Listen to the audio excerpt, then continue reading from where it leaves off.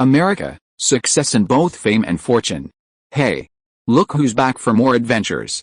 We love having you here to continue this story that keeps us all awake. Important note, all of this is pure fiction, so don't try any techniques you hear here in real life. Your neighbor might call the cops. This amazing novel and all its rights belong to the original author. We're just the ones giving it voice and drama. Are you enjoying the show? Prove it by subscribing to our YouTube channel and leaving that like that motivates us so much. And if you want VIP access to exclusive content, our Patreon is waiting with things you won't find anywhere else.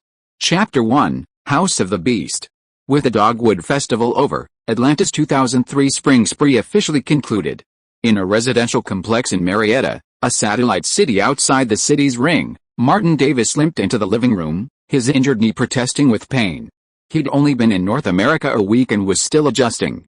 Two yellowed posters adorned the bare wood-paneled walls of the living room. One was the cover of a certain edition of Gone with the Wind, the other was the T-1000 from Terminator 2. Martin sat on the fabric sofa, his nose tickled by the swirling dust. A sneeze threatened to erupt, but was interrupted by a hard object poking his butt. A rusty, broken spring tore through the discolored sponge and non-woven fabric. Cursing, Martin shifted his seat to the other side. The damaged foam cushion had collapsed into a crater, as soft as a large dainty balloon, covering a crucial area. A sudden pang of heartache filled him. It was both a balloon and a future forged through hardship. Martin spent years drifting between Beijing and Hangshan, honing his acting skills and acquiring relevant skills. He even spent several years as a stunt double. Finally, through sheer cunning and scheming, he managed to land minor supporting roles. At the start of the new year, Martin secured a supporting role that ranked him among the top 5 on the show.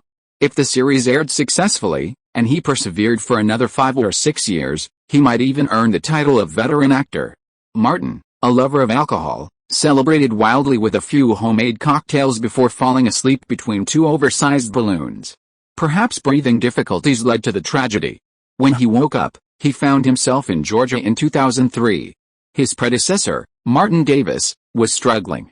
His most recent job was as a house repairman. A week earlier, he had fallen from a roof, injuring his legs and head. Martin stepped in, becoming the 22-year-old Martin Davis. However, some of his former self's memories of America, like a program that needed decoding, were temporarily sluggish. This week, Martin spent much of his time familiarizing himself with the language, gradually gaining normal communication skills. The door opened from the outside, and Elena Carter, her brown hair tied in a ponytail, entered, clutching her key.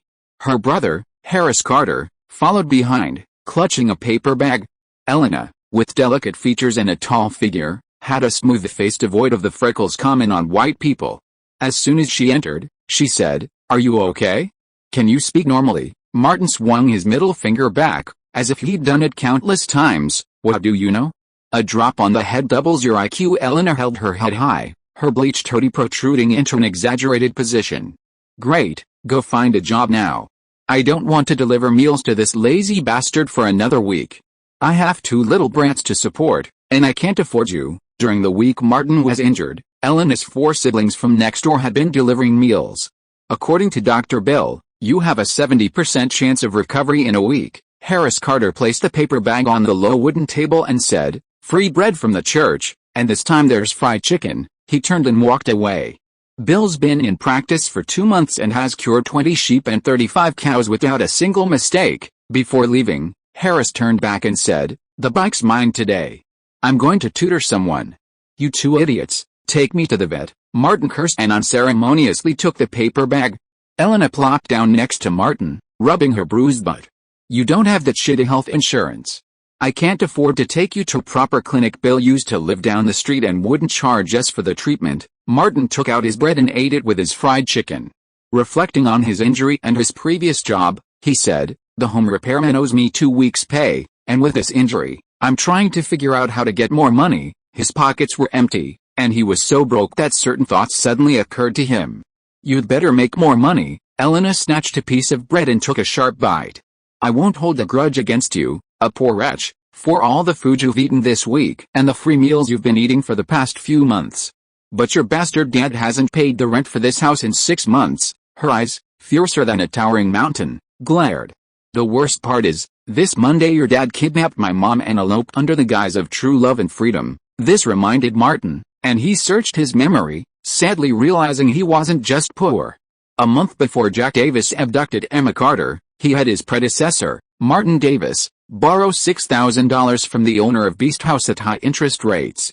The two of them happily set off on a world tour, leaving behind two messes. Martin whispered, "I'm about to pay the first installment of my loan sharking installment, go pray to God." Elena shrugged. There was no such thing as cheap sympathy between poor people. Martin shook his head and said, "God doesn't bless poor people. It's almost time for the disability subsidy review this year. Jack has been collecting my Uncle James' subsidy for these years. Jack left behind a video, and now he's eloped with Emma, so the subsidy is going to end." Elena was the one who was distressed and mad. "How can we make ends meet with no money?" Martin was about to ask, then he remembered that this house belonged to James Carter.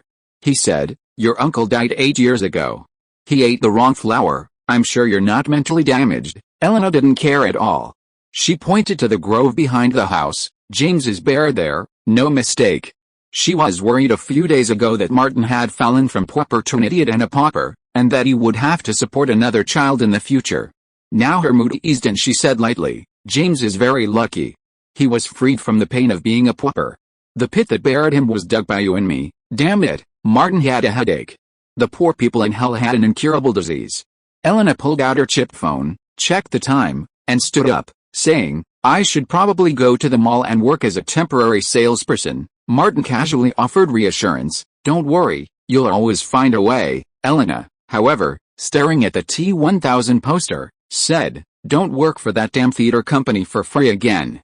He never returned to the Marietta Theater after he became famous. Martin, focused on his basic needs, replied, "Don't worry, I won't work for free." Because Martin Davis had a criminal record, Elena warned him again before leaving, "Poor guy, if you can't do this, I'll settle the score with you.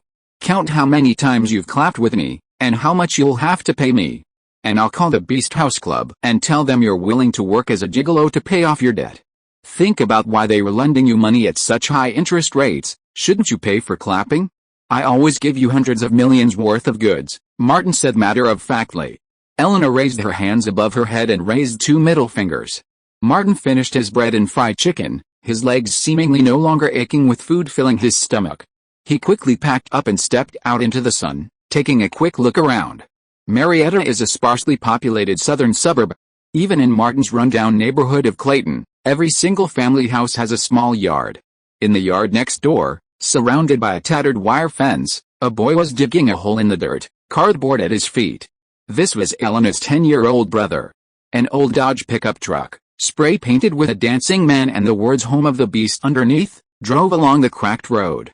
The car stopped by the curb, and a muscular man in a jacket got out, looking at Martin and asking, "Martin Davis, a new book has been released, and I'm looking for your support.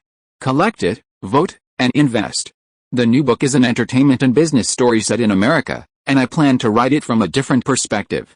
Chapter 2: You can make a lot of money."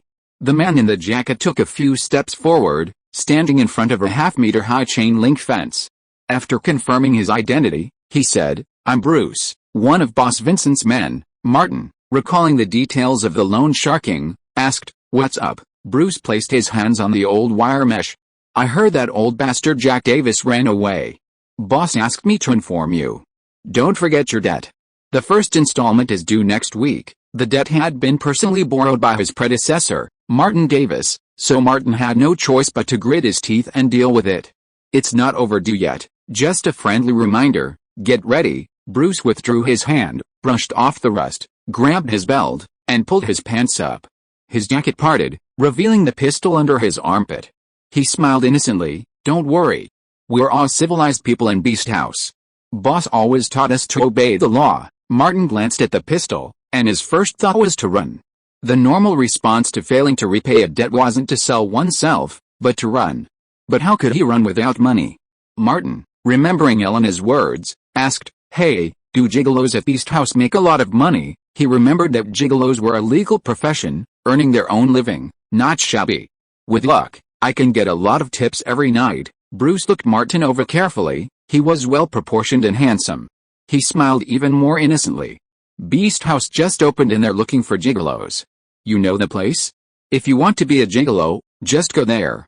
You're a great option. Those horny, crazy middle-aged women love you. You could make a lot of money, men. Could he be a backup option? Martin said vaguely, I'll think about it. Bruce got into his car and drove off. From the next yard came a sound. Elena's brother, Hall, was still digging a hole. Martin planned to ask the building repair company for his wages to solve his immediate food problem. Living on free money was delicious, but if he kept eating it for too long, he'd run out of money. Thinking carefully, Max, the home repairman's office, was a long way from Clayton, a long walk. His leg injury hadn't healed yet, so he couldn't walk long distances continuously. A worsening injury would cost even more. The only option was the bus. Atlanta's public transportation was terrible, but there was a bus that went directly from Clayton to the street where Max's office was located, and a one-way ticket cost 50 cents. Martin pulled out his wallet. It was empty. Harris had used the little money he had left to buy him medicine for his injuries. Dr. Bill only prescribed veterinary medicine, and Martin wouldn't have dared take it even if it were free. A glance next door convinced Martin to give up on robbing the kid. He went back inside and searched, only to find a quarter. Martin remembered that Elena's father, Scott, ran a general store that took in both stolen goods and junk. He couldn't help but survey the wooden structure. It contained only the most basic of items, an old sofa, a low wooden table, and a broken wooden bed. Any furniture and appliances of value had long been taken away by the Carter family for money. The few remaining items were not only tattered but also incredibly heavy. Martin had a leg injury, so carrying the sofa table to sell it was unrealistic.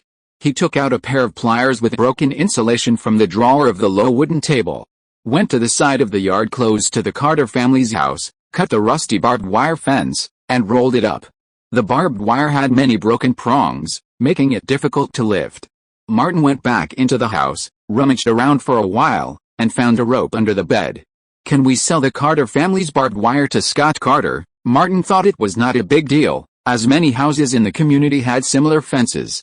Suddenly, a scream came from next door, and the voice sounded like Harris.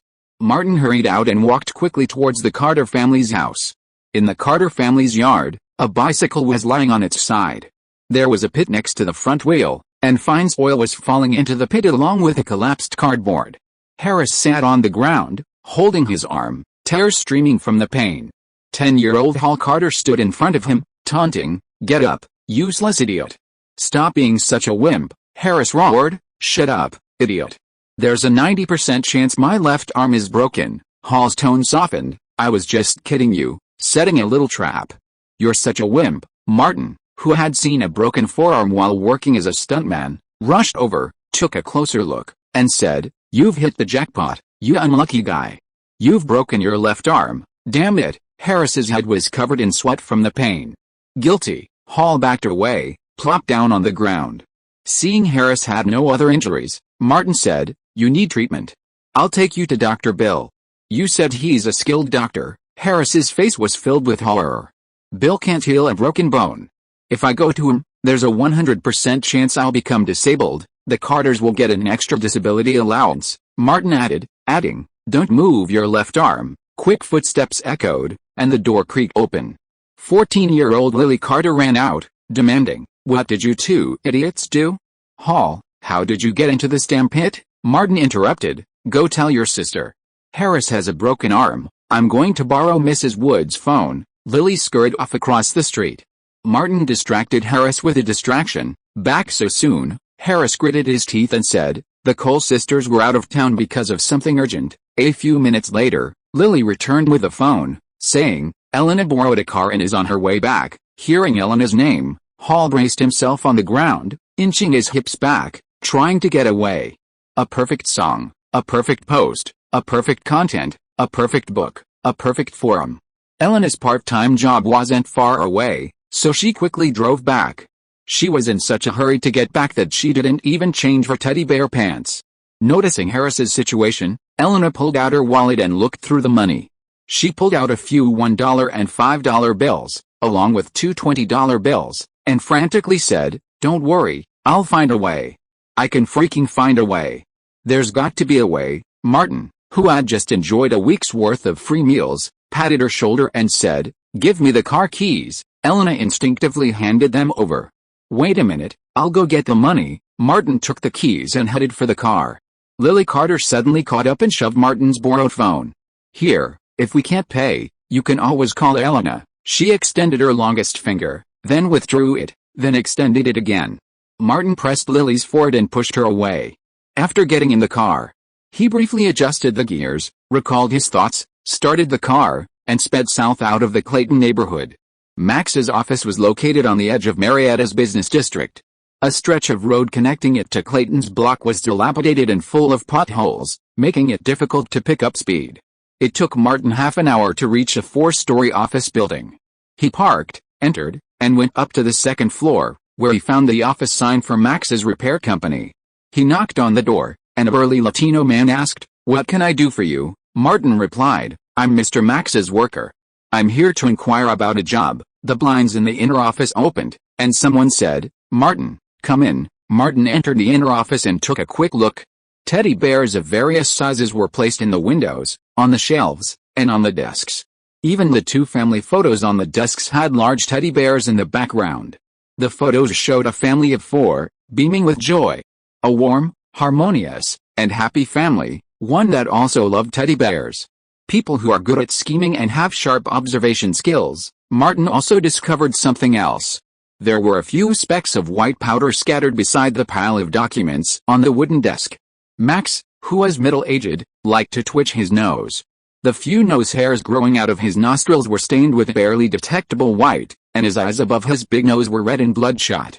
Martin Davis, who came from a lower-class background, had seen too many similar people, such as Scott Carter and Emma Carter. Max was a little excited and asked, "Is your injury healed?" Martin said, "My head has been heavy and it hurts from time to time, and my legs hurt too. I understand you're here to ask for your salary." Max opened a large drawer in the middle, took out a cash check, and pushed it to Martin. "This is yours." Chapter 3 Operation Teddy Bear. Martin took the check and saw the amount was wrong, only $100. That was 2 weeks' pay. He had reviewed the situation when he arrived and said, "Mr. Max, we agreed on $45 a day, and I worked for you 12 days and 2 weeks. You never signed a daily wage contract with me. This is only the minimum hourly wage." Max had considered the situation and made preparations long before Martin Davis was injured. A worker's head injury, as complex as it is, could be quite troublesome if it persists. Max had already laid the groundwork. "You fell from the roof and damaged Mr. Paul's doghouse. The owner's $1,200 cost. I paid $1,000 in compensation. You can ask Mr. Paul for confirmation." Paul, a friend Max had known since his teenage years, had already made arrangements. "Bill and Jones, your co-workers, testify that you were working while intoxicated, operating illegally, and ignoring warnings, leading to the accident and causing substantial financial losses to your employer. You bear primary responsibility. Furthermore, your actions have severely damaged the company's reputation, resulting in the loss of 3 consecutive contracts." Max effortlessly delivered a series of blows against this impoverished, uneducated, and clueless young man. He pulled out a folder and shoved it toward Martin. "Here's the termination agreement resulting from your actions. Your actions caused the company to lose 3 important clients." Martin took a quick look. On the surface, nothing seemed amiss, but such documents were easy for a company to create. Max smiled benevolently. "I'm not suing you for damages. Instead, out of humanitarian considerations, I'm paying you $100. You should say thank you." He also kindly reminded him, "If you have any objections, you can file a complaint with the union and apply for arbitration." "Sorry, I forgot, you don't have a stable job, can't pay dues, and haven't joined a union." Martin closed the document and pondered. It wasn't going to be easy. Max's nose twitched repeatedly, his expression growing even more excited. "If you can't afford a lawyer, you can apply for legal aid from the ATL Legal Aid Association. I heard the waiting list is several months at most." This was a comprehensive crushing blow, from class to wealth, even for Max, the owner of a small company. Martin himself had no knowledge of American legal regulations. He hadn't even received a complete education, so it was impossible for him to have the relevant knowledge. Max rapped hard on the table. "Go back, young man. Get well. The company welcomes you back anytime." Martin put away the check and looked at Max. The normal process seemed difficult to follow. It was simply class and money. The back door opened, and a strong Latino man appeared. There was no way Martin could do anything with his injured leg, so he turned and left Max's office. When he went downstairs, he searched his memory carefully to determine what he had found. This thing is rampant in Atlanta. Martin got in the car and saw a Cadillac parked not far away. In his memory, it was Max's car. After thinking for a few minutes, writing down the license plate number, and remembering more about Max, especially the road he had to take to get home, Martin started the car and drove in that direction. Max lived in a middle-class community, not far from Clayton. Martin drove along the road in his memory, turned back to the Clayton community, and entered Carter's house. Elena came forward and asked, "Did the damn guy give the money?" Martin took out a cash check and handed it to her. "I met a very difficult boss, only $100. Elena was very angry. "Does he treat you as a beggar?" Harris took painkillers to temporarily suppress the pain and said, "We apply for arbitration or legal aid." "What are the chances of winning?" Martin sat on the single sofa and said, "We are poor, and time is a huge cost." Hall suddenly said, "Get a gun and kill him." Lily sneered, "You want to go to jail?" Elena punched each of them on the head and pointed to the bedroom door. "Go in. You two idiots are not allowed to come out without my permission." The brother and sister turned their heads to the side and went into the bedroom. Martin waited until the bedroom door was closed and spoke again. "Harris, can you walk normally?" Harris nodded. "I took painkillers, no problem." Martin didn't waste any words and said directly, "I worked for Max for 2 weeks and have some understanding of him. He is a family man. He leaves the company to go home at 3:30 every day. He always takes the same road. There is a very suitable intersection on that road. Let's wait for him there." Elena was surprised. "What do you want to do?" "Highway robbery." Harris backed off. "If I rob Max, the probability of going to jail is as high as 90%, and I still want to apply for college. What are you two idiots thinking?" Martin slammed his fist on the armrest of the sofa. "I am a person with principles and bottom lines." Elena couldn't understand. "I don't want to go to the damn jail. Lily and Hall are two idiots. Either shut up or listen to me." Martin quickly recounted what he was thinking, and then said, "Within their rules, the poor can never defeat the rich. We must jump out." Harris murmured, "Principles and bottom lines." Martin didn't care. "We have principles and bottom lines, but they need to be flexible and adaptable." Elena gave him 2 middle fingers and agreed. "Finally, that idiot has gotten smarter." Martin grabbed Elena's leg, yanked a few hairs off the teddy bear's pants, and asked, "Can you get a teddy bear costume?" Elena raised an eyebrow. "Sure." Martin asked, "Do you have any cameras or anything?" Harris said, "Scott's store should have some used stuff." "Great." Martin ordered, "Elena, go get the costume. I'll go find Scott. Harris, keep an eye on those two idiots. Don't let them cause any more trouble." Elena was the first to stand up and, as she walked out, she said, "Slackers, get the hell out. Operation Teddy Bear has begun." She drove back to the mall where the sale was taking place. Martin headed north to the neighborhood and found a miniature grocery store. Scott Carter sat at the counter, chugging a bottle of rum. Seeing Martin, he burped and said, "What are you doing here, kid?" Martin came to the counter and said, "Your son, Harris, broke his arm." Scott took a sip and said, "Remind him to go to the hospital." Knowing Scott wouldn't pay, Martin asked, "Do you have a camera?" "No camera, but I have a camcorder." Scott put down the bottle and proudly pulled out a miniature camcorder. "New JVC, just got it last week. Find me a buyer and I'll give you a cut." Martin had seen this model before and fiddled with it. "Does it work?" Scott craned his neck. "Of course it does." Martin picked it up and left without looking back. "I'll need it for Harris's treatment and return it to you later." "Stop right there, damn it." "Stop," Scott shouted, but didn't chase him. Back at the Carter house, Elena soon returned, and the three of them reunited and set off together. Operation Teddy Bear had begun. Chapter 4: Big Collision. At 3:30 p.m., Max went downstairs promptly, got in his Cadillac, and headed home along the familiar road.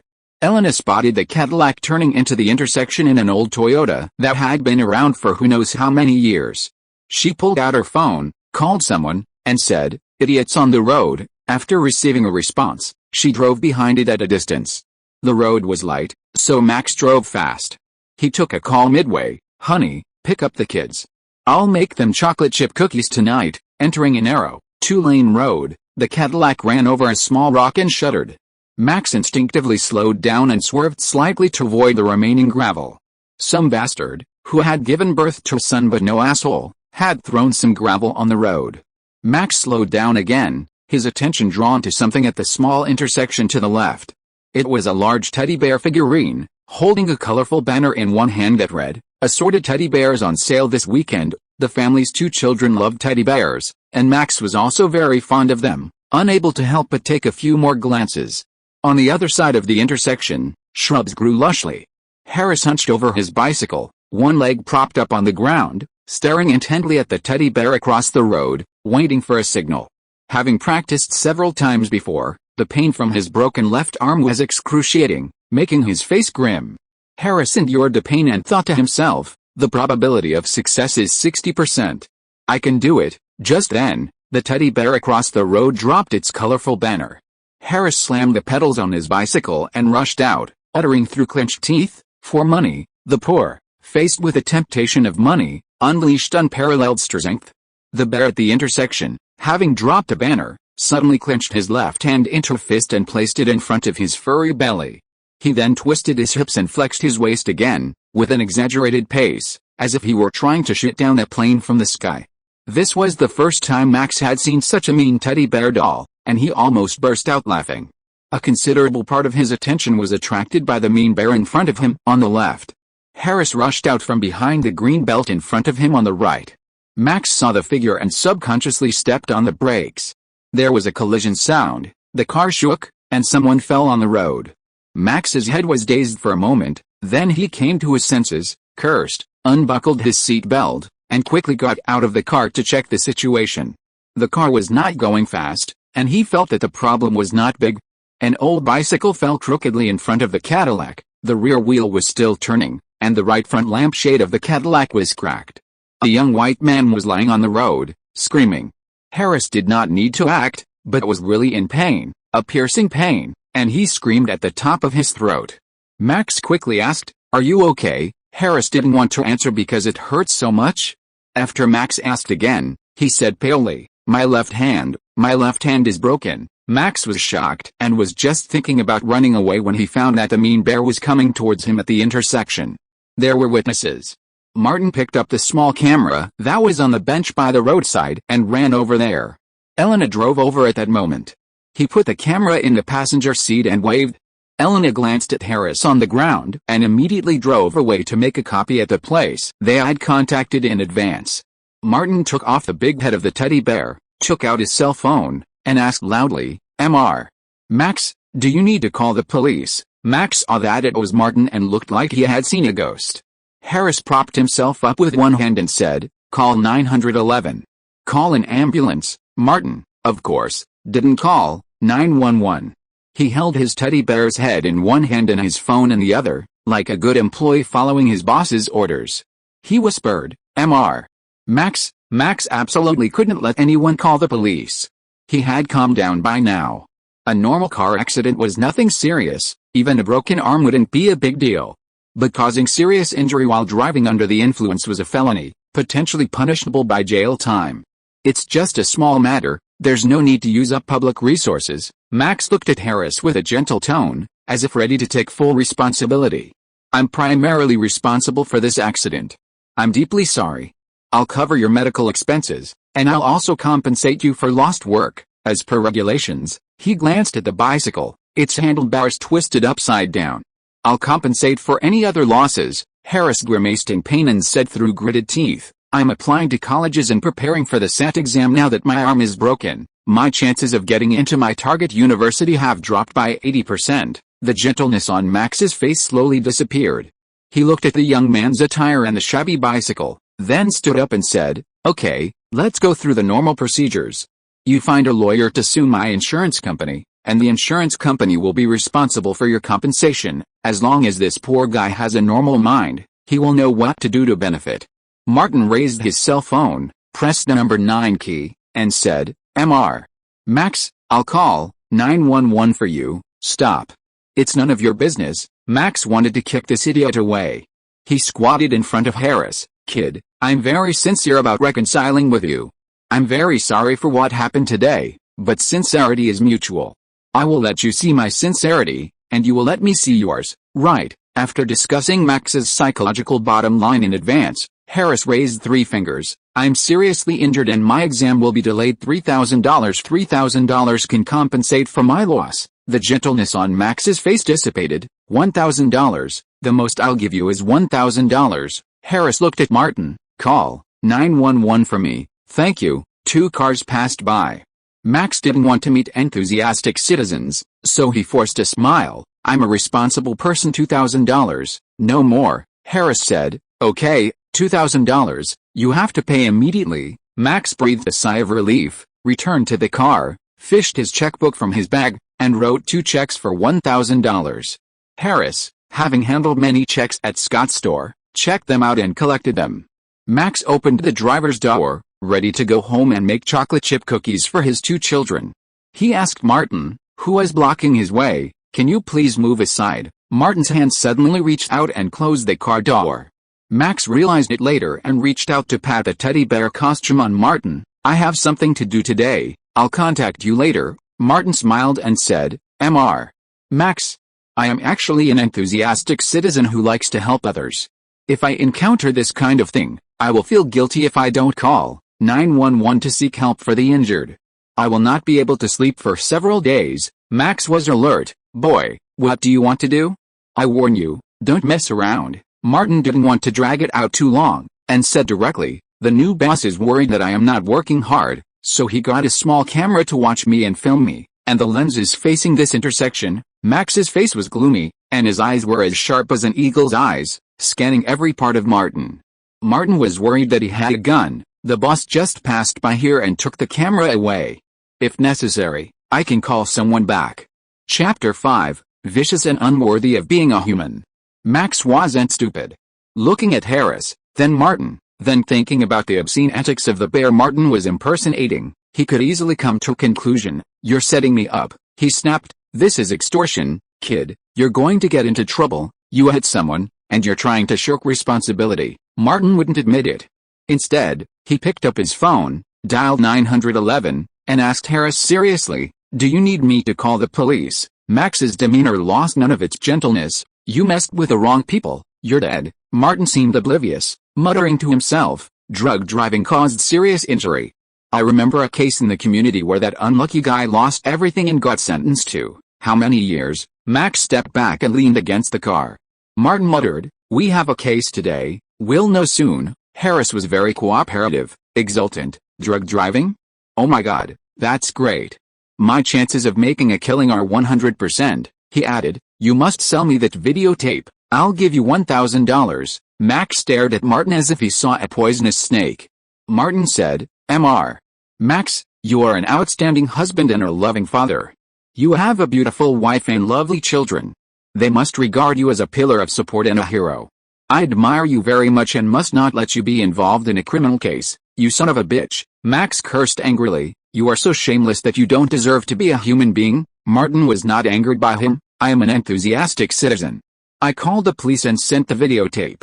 I may receive a Marietta Honorary Citizen Medal. Max gradually broke down. Don't make yourself sound so noble, you creeper from the slums. I know you do it for money. Name a number and give me the videotape. People should be responsible for what they say. Martin decided to temporarily increase the price. $5,000. Boy, are you crazy? Max pointed at him and said, the fine for calling the police is only $5,000. Instead of refusing, Martin, calculating the numbers, since Max was about to be defeated and upped the ante, my new boss has a freelance journalist friend. If I call the police, Channel 3, which focuses on Atlanta social life news, will soon receive a copy. He pointed at Harris. I don't understand the law, Mr. Max. Besides the fine, will you have to pay bail? Will you have to pay for a lawyer? The ATL Legal Aid Association offers free lawyers, and the wait is several months. Max's head was about to smoke. Martin pressed the issue. You could go to jail. If the sentence is longer, will your beautiful wife divorce you? Will she take your property and find a new boyfriend? That seems pretty good too.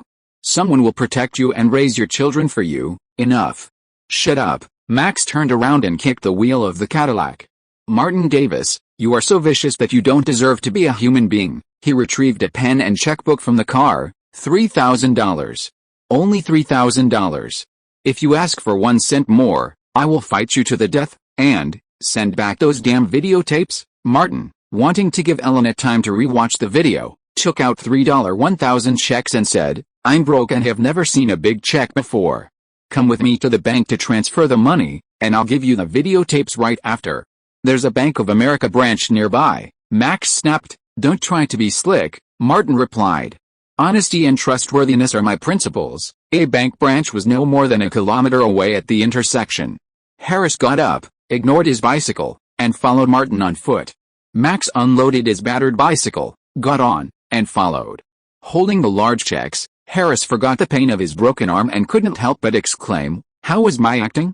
If it were at a film festival, I'd have an 80% chance of winning Best Actor." Martin flatly rejected it, saying, "Too much exaggeration, too superficial." He pulled out his phone and called Elena. "Is the video okay?" "Okay. Send the original tapes over when you're done." Bank of America. Arriving at the Bank of America branch, Martin and Harris each opened an account.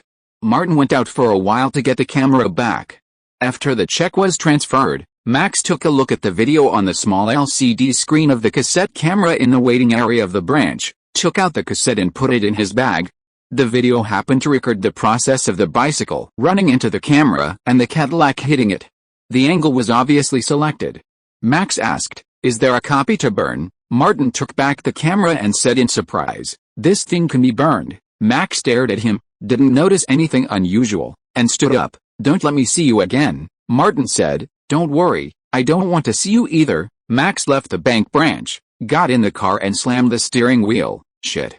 Those two bastards will be made to pay the price sooner or later." The Cadillac started and drove into a quiet road. Max got out of the car, pulled out the cassette tape, lit it with a lighter, and burned it to ashes. Starting tomorrow, he will temporarily hire a driver to avoid a second time. With the shamelessness of that bastard, he will definitely do it. Martin and Harris each took out some change, applied for a credit card, and went out to get in the car. Elena asked, "Don't your legs and arms hurt anymore?" Martin closed the passenger door and said, "I found that my legs hurt only when I have no money. I feel so comfortable all over when I have money." Harris leaned back in the back seat, his excitement subsided, and he urged, "Take me to the hospital quickly, I'm in so much pain." Elena started the car. "A car can't kill you, idiot. This little injury won't kill me." No mistakes. Passing the accident scene, the bicycle was gone. The three of them didn't care. The shabby bike, which made noises everywhere except for the bell, was nothing more than trash in their eyes. With the money, Harris's arm could be treated without having to go to veterinarian bill. Elena suddenly had an idea. "He broke his arm once, and we're going to do it again? There are so many drug addicts," Harris protested. "There's a 99% chance I'll die." Martin had already considered this. Max has a happy family with 2 children. He doesn't want to become a criminal. What if he runs into a violent guy next time? What if he shoots Harris in the head? Elena focused on driving, saying nothing more. At the hospital, Martin accompanied Harris for treatment while Elena returned the car and teddy bear. Martin asked, "Whose car is this?" Elena said, "Monica's." "She's a nice person," Martin whispered. "Remember to fill it up with gas." Elena stared at him for a moment. "Did your idiot brain open up?" Martin saw Harris emerging from the CT scan room and hurried over. Harris's condition wasn't too bad. He didn't need surgery or plates. The doctor repositioned him and put him in a cast. All that was left was medication and rest. Elena, rushing back from the hospital, suggested, "Let's celebrate tonight. Celebrate an idiot's broken arm." "I agree," Martin said generously. "I'll treat you. Let's go get some beer." Harris, his arm in a sling, followed them. "I want funnel cake and a Monte Cristo sandwich." Elena was delighted. "It's rare for a poor guy to treat me." "I want Sweetwater beer and oxtail rice." The three of them stocked up at roadside restaurants and convenience stores, planning to go back and party. Thank you all for your support. During the new book period, it's important to keep up with the reading. I beg you to check it out every day. Thanks to Brother Dogecoin and Brother Way for being the leaders. I wish you all 10 times a night and never get tired. Chapter 6: What I'm Best At?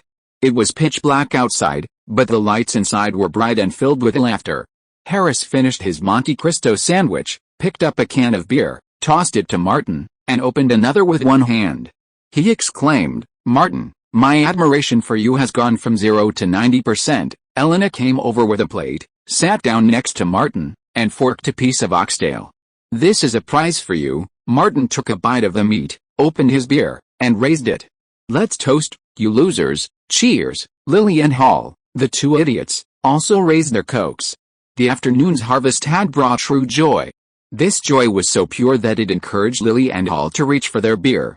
Elena glanced over, and Lily shrank her neck and said, "It wasn't me, it was Hall who held my hand." Hall was not to be outdone. He was obviously encouraging me to take it. Martin knocked on the empty can. "If you two idiots ruin my good mood again, I will throw you out to sleep on the street, since you treated me." Lily's straw was buzzing, and she stopped arguing with Hall.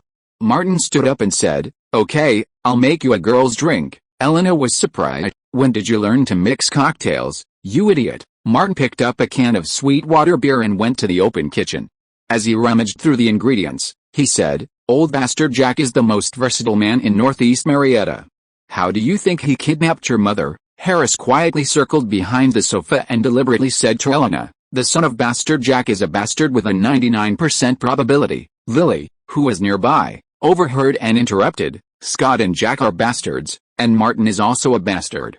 Perfect inheritance. With a bang, Elena's fist landed on Lily's face. Lily covered her nose and fell silent. The kitchen lacked professional ingredients, so Martin had to find a few substitutes. Without a cocktail shaker, he simply used Lily's skull kettle. Jack Davis was indeed versatile, but Martin Davis had never learned to mix cocktails from him. He learned it specifically when he was on the road, hoping to get a supporting role as a bartender. Back then, Martin loved drinking and was constantly practicing. Martin poured in half a bottle of sweet beer, added sugar, salt, cola, and baking soda, cracked an egg, beat in the egg white, squeezed in a little lemon juice, and finally, screwed on the lid and shook it. He took 2 cups and placed them on the coffee table piled with food boxes. Martin unscrewed the lid and poured the wine into the cups. "Foamy beauties, welcome to try." The wine in the cups was foamy. Elena took one and took a cautious sip. "It tastes a bit strange." Lily was quick to grab the other and sniffed it hard. "Disgusting." Martin slapped Lily on the head. "Idiot, watch your mouth." Harris took Lily's glass and enjoyed it alone. "Have you learned anything we don't know?" Martin said, "I'm also good at horseback riding." Lily couldn't help herself again. "I know." A sharp look turned on her, and Lily shut up completely. Martin had been a stuntman and only knew how to ride. Elena finished her bubble beauty and remembered something. She found the package disc and handed it to Martin. "The remastered video." Harris asked, "Is it still useful?" Martin put it aside and mumbled, "Even if that jerk quits tomorrow, he'll still test positive for drugs for a long time to come." The others, confused, put the thought aside and focused on eating and drinking. After Eleanor had finished her meal, she asked, "You're not going to run away with the money like that jerk Jack, are you?" Martin opened another beer and said, "With such a small amount of money, running off to a strange place, it'll be even harder than it is now after you spend it all." This was partly true, because Martin was indeed considering running away, but whether or not to do so would depend on the situation. Elena pulled her legs onto the sofa and said, "I'll let you pay the rent later. Go pay off some of the loan sharks first. I've heard that Vincent, the owner of Beast House, is very difficult to deal with." She then asked, "Have you considered a new job?" Martin certainly had, doing what I do best. It was getting late, and Harris, tired after a day of tossing and turning, dragged Hall back to his room. Elena stood up to clean up the trash on the floor. She leaned over the coffee table, her back to Martin, and bent over to pick up the napkin Hall had thrown. That morning, Martin slept alone on the couch. The Carter house was small, with only 2 bedrooms. Elena and Lily shared one, and Harris and Hall the other. Martin couldn't possibly share a room with Elena and Lily, and he'd been too lazy to go back next door the previous night, so he simply slept on the couch. Half asleep, half awake, Martin thought about his greatest strengths. What were they? Acting and other related skills, but most importantly, navigating the entertainment industry. In a previous life, he'd been obsessed with the idea of being the second Shaken, wasting his best years on the pursuit. Speaking of acting alone, despite his unconventional background, he was dedicated to hard work and dedication. Once he landed a supporting role, even veteran actors from earlier careers would praise him. Acting is a field that requires talent. In his previous life, Martin possessed considerable talent, but success or failure in the entertainment industry isn't determined solely by talent and acting skills. Martin has long since lost his naivete and developed a strong understanding of himself. His predecessor, Martin Davis, was practically at the bottom of society, with virtually no connections, negative assets, and even a lack of a happy upbringing. Martin knew that if he wanted to advance in the future, he'd best pursue a field he excelled in. The Hollywood film and television industry was equally challenging. For a broke person, aside from slacking off or joining a gang as a lowly cannon fodder, nothing else was possible. Martin's immediate goals became clear: adapt to American society, learn more about the dynamics of the film and television industry, and earn enough money to pursue opportunities in Los Angeles or New York. Atlanta could be a good starting point. After all, by around 2015 in his previous life, Atlanta had become the third largest film and television production hub in the United States, behind only Los Angeles and New York. It all comes down to opportunity, and often, opportunity is far more important than ability.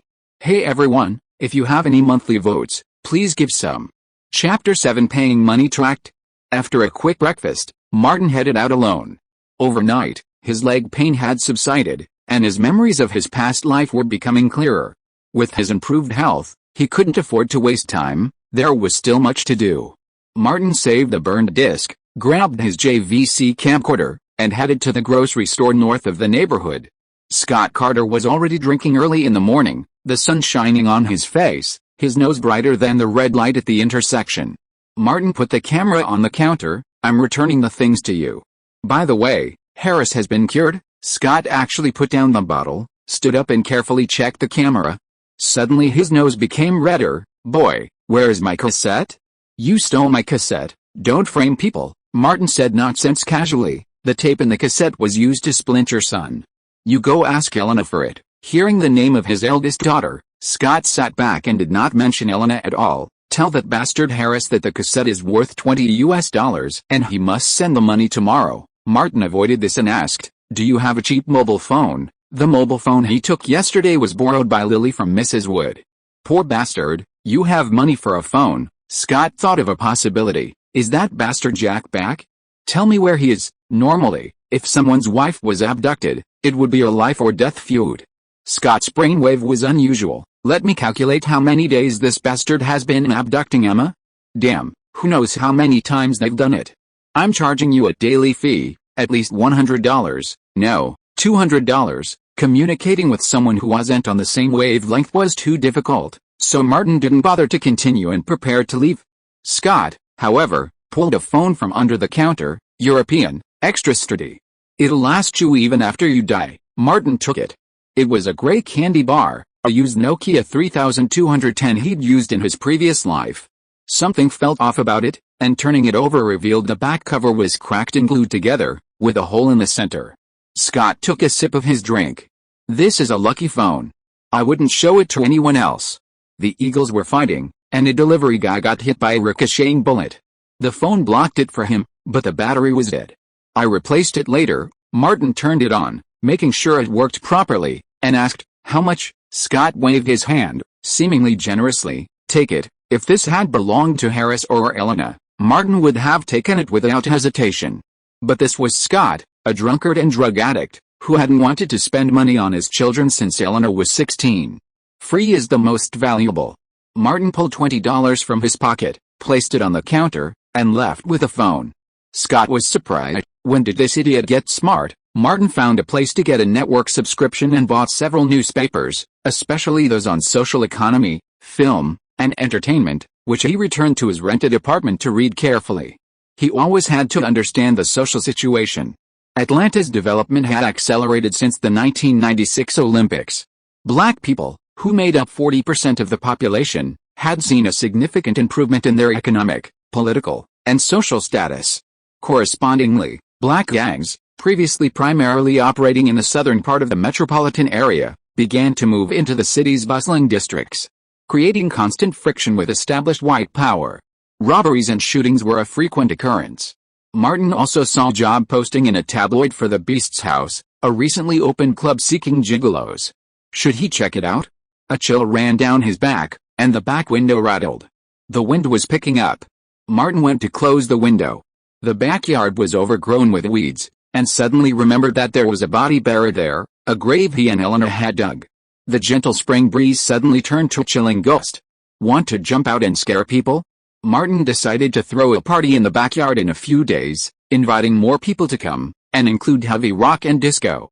After a long night's work, Martin took a nap at noon and then spent the afternoon exploring the Clayton neighborhood, looking for quick win opportunities. There were quite a few, with weeds and rice everywhere.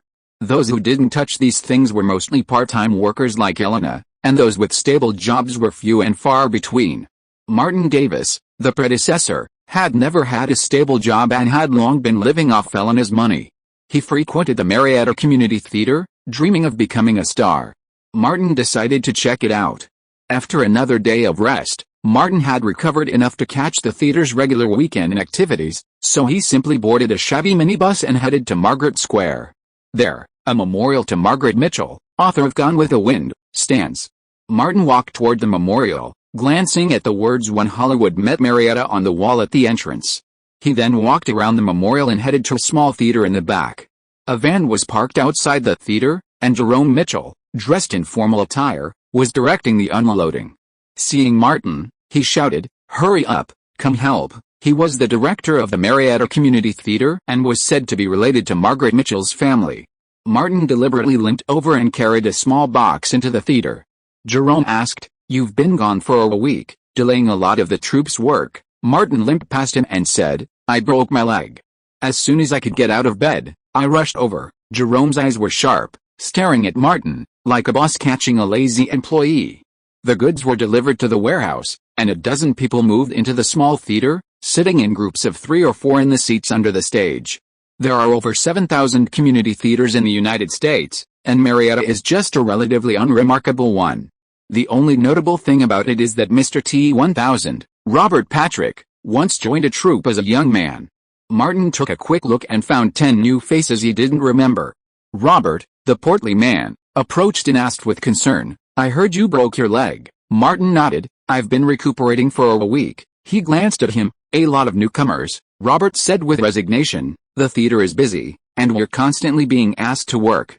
Extras like us don't have any income, and the troupe's membership dues are coming up soon, so some people have quit.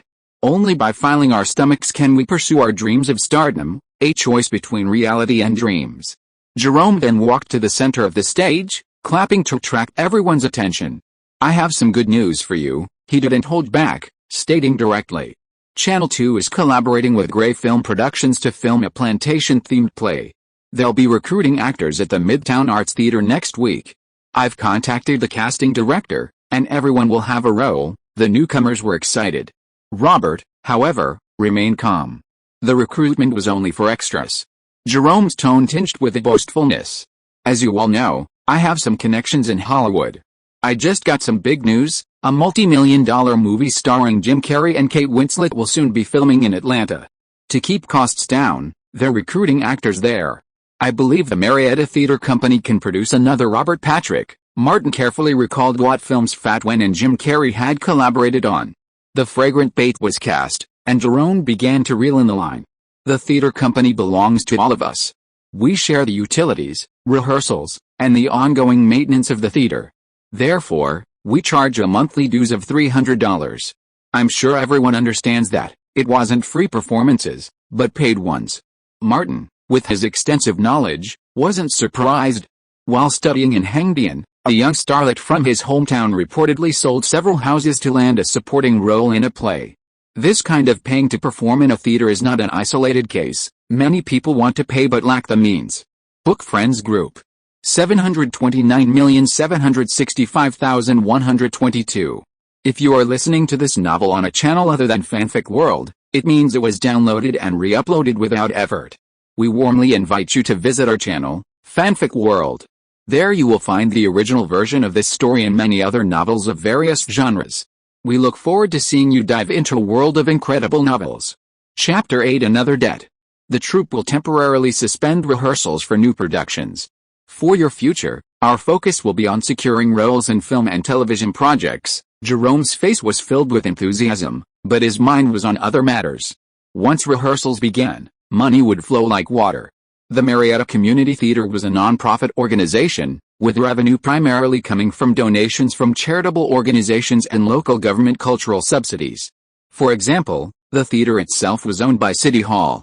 Rehearsals, like filming, were easier to manage, and the savings naturally flowed into the pockets of the several directors, led by him. Jerome, with a look of devotion, emphasized, "For a while, I'll personally direct your performances. Believe me, there's no one in Marietta who's more professional than me." Martin listened, pondering. A troupe had an advantage over individuals working on film and television crews, but $300 a month. He'd earned that money with the pain of a broken arm. Was it Harris who lost his arm? He respected Harris's dedication. Martin wouldn't throw it away lightly if he didn't see the benefit. The newcomers weren't fools. One asked, "Captain, why are you filming this movie in Atlanta?" Atlanta currently held little sway in the Hollywood film and television industry. Jerome smiled confidently. The state government just passed a bill before the new year. Any film or TV production shot in Atlanta with an investment of over $500,000 receives a 20% tax break. If the film is branded with the Georgia logo, it gets an additional 10% discount. He saw it clearly. Hollywood production companies won't miss the opportunity to earn more profits. More crews will be filming in Atlanta. Now is the opportunity. "Are you ready?" another asked. "I saw on the forum that actors need an agent to find work, but I don't have one. Never mind the damned agents, never mind the damned rules and regulations of the Screen Actors Guild. California's talent bill doesn't apply to Atlanta." Jerome countered, "Do you want your agent to take a 10% cut, or do you want to pay $3,000 to join the Screen Actors Guild and pay a hefty annual dues?" The man, moved by Jerome's words, shook his head repeatedly. "For $3,000, I'd rather buy a new car." Martin remained quiet. Even when he disagreed, he wouldn't speak rashly. After the chicken soup meeting, the troupe's accountant set up the table to collect the money. Of the 10 new recruits, only one left. The other 9 had all paid their dues. Even veterans like Robert chose to stay with the troupe. Martin had experienced this and understood their mentality, no different from countless other young people who had moved to other parts of the world. After hearing about the 2 crews, Martin kept thinking about how to get Jerome to think of him first. Martin waited until everyone had left before limping to the accounting desk, his face thick with shame. "Mr. Mitchell, I'm out of money. I can't pay my dues." Jerome Mitchell frowned. "Martin, don't make this difficult for me." Martin's temper flared up, and he dug through his pants and jacket pockets. He found only $7. "I'm so sorry.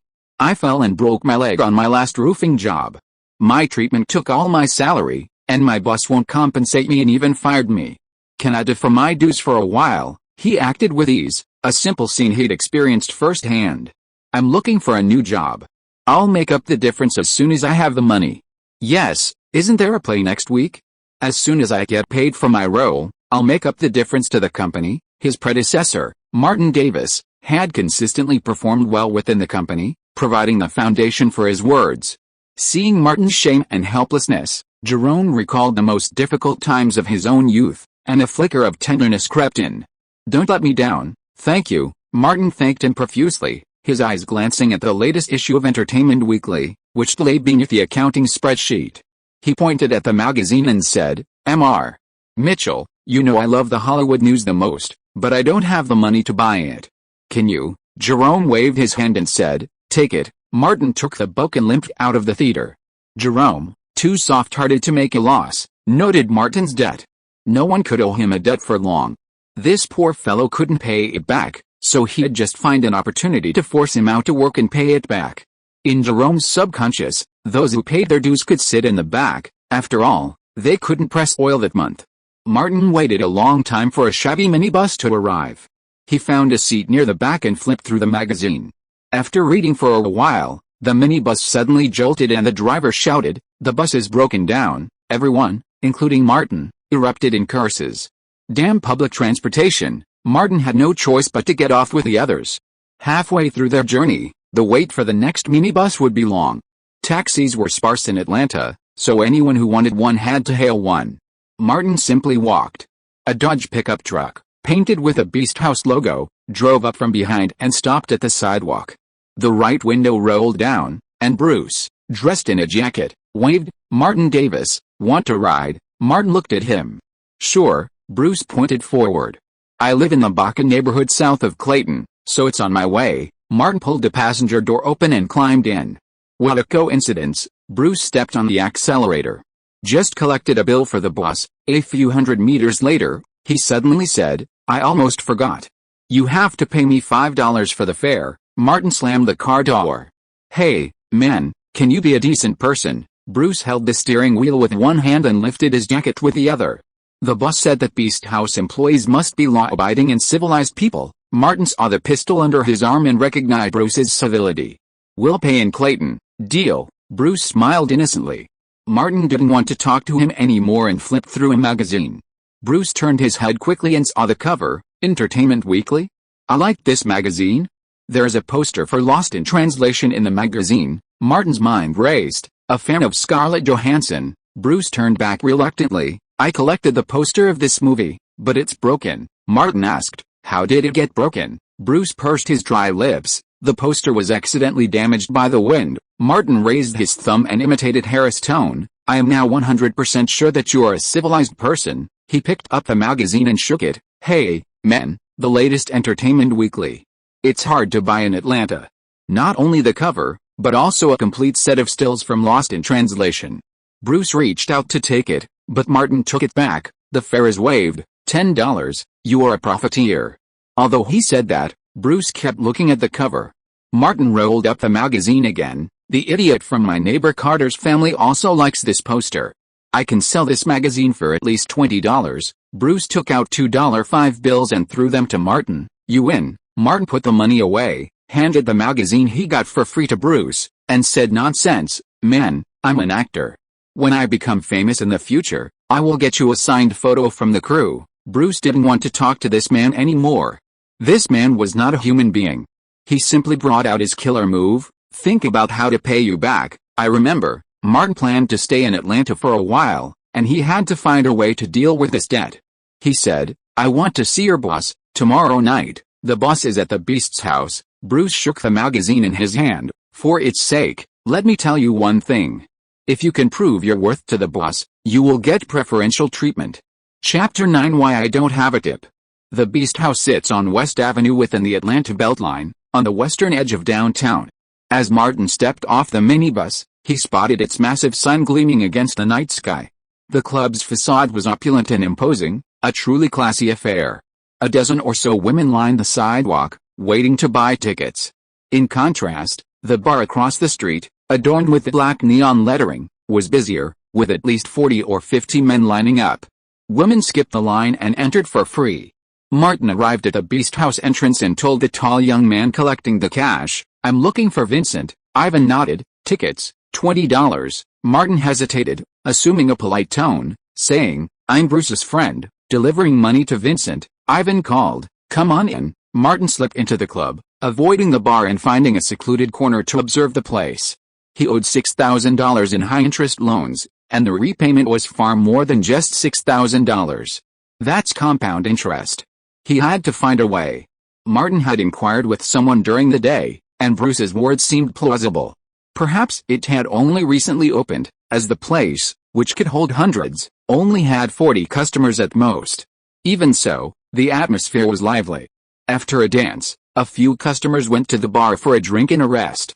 Martin turned his head and saw that the bartender was the civilized Bruce. On the other side of the bar, Martin saw Vincent Lee. He was a white man wearing a curly-brimmed cowboy hat, about 27 or 28 years old, with a large, hook nose that could peck at anyone. Martin's gaze caught Vincent's attention, and Vincent glanced in his direction. Martin wouldn't be foolish enough to mistake Vincent for a businessman, considering he could afford such a club and dare to engage in usury. He quickly prepared himself and strode over. Vincent placed one hand on the bar and glanced over. Martin, son of old bastard Jack. Martin pulled out the check he'd drawn that day and placed it in front of Vincent. First installment, interest and repayment, $600. Vincent flicked it, then tucked it into his jacket pocket. Jack's a real talent. He even cheated his own son. I admire him. After paying the debt first, Martin cautiously probed, can the bill be put on him? Even a portion is fine. Vincent ignored him. Have you found a way to make money? No. Martin's eyes fell on Bruce.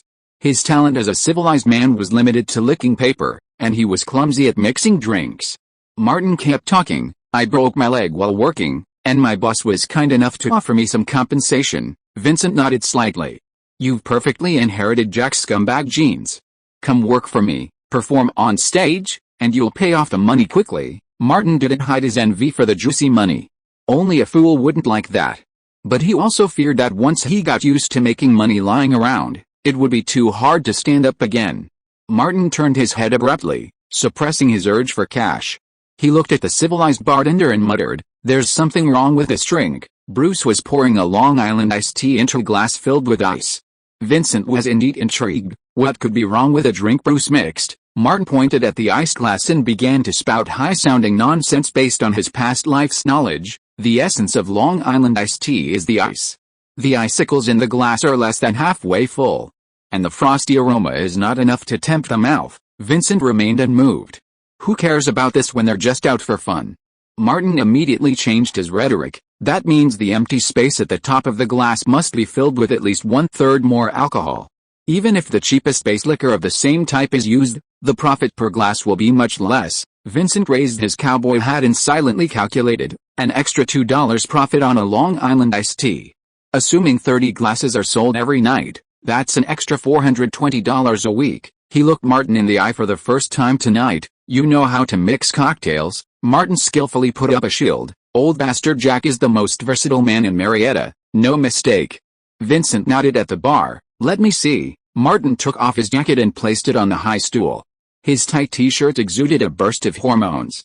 He walked around the bar and patted Bruce. Man, this is not a job for civilized people. Bruce had already noticed Martin and took the initiative to step aside when he saw the boss nod. Martin cleaned his hands, quickly scanning the ingredients, and asked the nearest customer, "Mom, what can I do for you?" The woman, fresh from a Long Island iced tea, said, "Another." As the name suggests, the Long Island iced tea originated on New York's Long Island. While a strong cocktail for a typical woman, it offered a refreshing, icy taste perfect for a heated atmosphere. Martin immediately took action. Initially a little clumsy, he prepared the 4 base liquors, gin, vodka, rum, and tequila. Gradually, he became more adept, regaining his former self. He filled the glass to more than 2/3 full with icicles, poured in the prepared drink, garnished it with a slice of lemon, inserted a straw, and handed it to the woman. "Your drink." This one used more than 1/3 less base liquor than Bruce had used. The woman took a careful sip and said, "This suits me better than the last one." After paying for the drink, she pulled out an extra $1 and pushed it toward Martin. Bruce looked at Vincent again, spread his hands, and wondered, why didn't I leave a tip? People started arriving, willing to spend, not minding a cocktail. They ordered the usual suspects, the Pink Lady, the Angel's Kiss, the Manhattan. Martin worked hard. If he didn't run away, he needed a daytime job to earn enough money to pursue opportunities in his chosen field. When no more customers arrived, Vincent called Martin over and said, "Let's talk." Chapter 10 Weapons are the guarantee of being a civilized person. Martin responded differently to different people and at different times. He placed a $7 tip in front of Vincent. Vincent pushed it back. "Tips are personal." He asked directly, "How many cocktails do you know?" Martin stopped rambling and said, "I can mix the most common ones. I wouldn't say my skill is exceptional, but at least it's average." He'd worked hard to get a bartender role, and even though he didn't get the role, his love for drinks kept him going, so he considered it a skill he'd accumulated over the years. Vincent asked, "How can I save money without sacrificing taste?" Martin was already in the zone. "I can guarantee a higher profit on some of my drinks." As he collected the tip, he observed carefully. The female customer was focused on the performance, the drinks were just for the fun, and she wasn't picky about the taste. As long as the basics were met, there would be no problem. A civilized person could sell even such a poorly made drink. Vincent's face suddenly darkened. "Are you a jerk like Jack, Mr. Lee? With your power, I wouldn't dare to cheat you even if I had 10 guts." Martin, now a dignified little man, said, "Even that old jerk Jack was exposed by your wisdom. Nothing I do can escape your gaze." Vincent, impressed, said, "You'll be a bartender at Beast House, $8 an hour, paid bi-weekly, and your paychecks will be used to settle your debts. Tips are the most important income in this kind of job." With his abilities recognized, Martin cautiously probed, "I'm a member of the club." "Interest?" Vincent thought for a moment and said, "Only the total interest will be calculated, not compounded. Pay another $7,000 and your debt will be settled." Martin felt slightly relieved. This way, he could see if there was any opportunity with a Marietta theater company. The prerequisite is that you show me your value. Vincent valued Martin's approach to Long Island iced teas more than his bartending skills. Martin needed money. When do I start? Vincent gestured casually at the bar. Now. Martin said nothing more and entered the bar. Just then, a customer asked for a Bloody Mary. This is one of the most famous cocktails, with countless variations. Martin took Bruce's utensils and used a recipe refined by Americans after 2010, claiming it's more suitable for American tastes. Perhaps it suited the woman's taste buds, as she tipped him $2. Bruce leaned over and whispered, "Get the boss's approval." In a civilized way, Martin joked, then added, "I thought you were security at the club." Bruce shook his head. Times have changed. There's no future in violence. To adapt, I put down my gun and learn bartending. Not only me, but even the boss is learning to run a legitimate business. A woman approached, asking for a drink. Martin stopped talking and focused on his work. Before long, the total tips exceeded $15. The constant flow of customers in and out of the club never exceeded 50, hindering his ability to collect more tips. Taking advantage of a moment's free time, Martin asked, "Is business like this every day?" Bruce, wiping his glasses, said, "It's a little better on the weekends. The club just opened, and we haven't really gotten the word out yet." Martin was surprised. "No advertising?" Bruce smiled like a civilized man.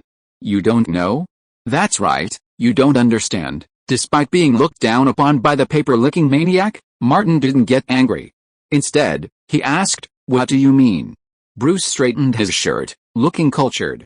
Georgia state law prohibits clubs from advertising directly in the media or in public places. The owner paid for a job posting, skirting the rules. Martin looked at the vast empty space in the club. Not very effective. Bruce diligently wiped the glasses and bottles. The owner said the club is a legitimate business and must abide by laws and regulations. Martin, of course, didn't believe it. Is loan sharking with compounded interest considered law-abiding? Or is he just running a legal venue to launder money? The music started, and the handsome men on the circular stage performed in unison. The bar became quiet, and Martin peppered Bruce with questions. Vincent Lee invested heavily in Beast House, hiring gigolos at high salaries, bringing in professional choreographers from the Savannah College of the Arts, and hiring a highly paid publicist to promote the place. Nearly a month after opening, the club had seen a few customers, but it was still far from the anticipated number. By the end of the night, Martin had pocketed $21 in tips. Martin left the club and headed for the minibus stand, where taxi ads were plastered. A few dozen meters out, two black men in black clothes and dreadlocks suddenly emerged from the darkness, where the street lights were broken. Their talents were immense, and they hid in the pitch black, making them difficult to spot from a distance. Without hesitation, Martin turned and ran, the two men immediately in pursuit. Bruce, also off-duty, was approaching Martin. He flung his open jacket behind him, reached under his armpit, pulled out a pistol, and pointed it forward, shouting, "Get out of here!" The men stopped, raised their hands, and stepped back. Martin could clearly see they were both holding knives. The black man retreated far enough before turning and running. Martin realized that his perception of Bruce was seriously distorted and said, "Old Bruce, I'm such an idiot. Now I understand why you showed your gun when you were being civilized." Bruce put away his gun and said, "It's my guarantee of being civilized." Martin said, "Take a ride, $5. Bruce walked towards the Dodge pickup truck parked on the side of the road. "We're family, no charge." Martin got in the passenger seat without hesitation and said, "I'll find a way to get you a bunch of autographed photos later to meet your needs." Bruce started the car and headed northwest to Marietta. "That's a great idea." Martin was completely defeated. Bruce added, "Here's a suggestion. You need a car and a gun." Martin asked, "Are guns easy to get?" Bruce nodded. "Georgia doesn't have strict gun control regulations, so it's easy to buy a gun through legitimate channels. I don't recommend buying a gun illegally. It's a lot of trouble." He smiled innocently. "Want to buy a gun and practice with it? I have a firearms instructor certificate and only charge $10 an hour. I also know the owner of a used car dealership. Can you introduce me? I'll make a small commission." Sure enough, free is the most expensive. No wonder they didn't charge for the car fare. Martin gave him a middle finger. Swindler. He also bought a used car so he could run away if things went wrong. Martin realized that since he woke up, The thing he thought about most was running away. Shit, poor bastard, running away like shit. With a new book, following along is crucial. It's related to recommendations. Please, everyone. Read it every day. Chapter 11, Learning to be a Civilized Person. The bright sunlight brought warmth and a sense of security. Martin ran at a steady pace around the Clayton community. After his leg injury healed, he began to exercise regularly. If a poor guy wants to make a name for himself, he must have a good body. A roller shutter door opened, and Scott Carter came out of the grocery store with seaweed in his mouth and a bottle of wine in his hand. He spit out the seaweed that was left on his butt and shouted at Martin, "Idiot, aren't you tired? You have to learn how to enjoy yourself." Martin was too lazy to pay attention to him and just gave him the middle finger. Why exercise? Of course, for future enjoyment. After returning home and taking a quick shower, Martin went to the Carter's house next door for breakfast. Lily and Hall packed their school bags and prepared to go to school. Elena brought a fried egg sandwich. Martin ate while asking Harris, who was flipping through a book, "Aren't you going to school?" Harris said, "I'm going to apply for college. Studying at home is more efficient than going to public middle school. Good luck to you." After finishing breakfast, Martin took out the tips he got last night from his pocket and threw them to Elena. "My food money." Elena was surprised. "Idiot, are you crazy? Was your head hit by a nigger?" Martin drank milk without raising his head. "I found a new job, as a bartender in the Beast House." Lily suddenly interrupted. "Why not a gigolo?" "I'm saving money." With two bangs, Elena suppressed Lily and Hall with iron fists. They covered their noses and all became obedient. Martin finished his milk and said to Elena, "I'm planning to buy a used car. Want to come with me?" Elena picked up a purity ring and put it on her left ring finger. "I went to the Methodist church this morning to help out. The Methodist Association recently teamed up with the Atlanta Methodist Church to promote neoconservatism, and the free lunches they provide are very generous." Martin had never heard the name before. Methodist Association, Elena explained simply. "It's a conservative organization with the same roots as the Methodist Church, which advocates for conformity. Its philosophy is just as fucking conservative." Martin understood. "So you put on the ring," Elena said. "I trust whoever offers the most free food." Lily was about to interrupt again, but Martin was prepared. "If you don't want to be beaten into a pig's head, just shut up." Elena asked, "You got a new job, should we have a party to celebrate? After I'm done with this, call your friends and we'll open it in my backyard." Martin gestured toward the rented house. "I've been feeling like James has been restless down there lately. Get some people dancing around him. He'll feel more at ease down there when he sees how happy we are." Elena nodded. "I'll get Monica and the others to come over." Martin called Bruce and met him up south of the community. They'd agreed to go look at cars together the previous day. Vincent Lee's family was involved in many businesses, including a used car dealership. Bruce was a close confidant of Vincent's and earned a commission for referring business to the dealership.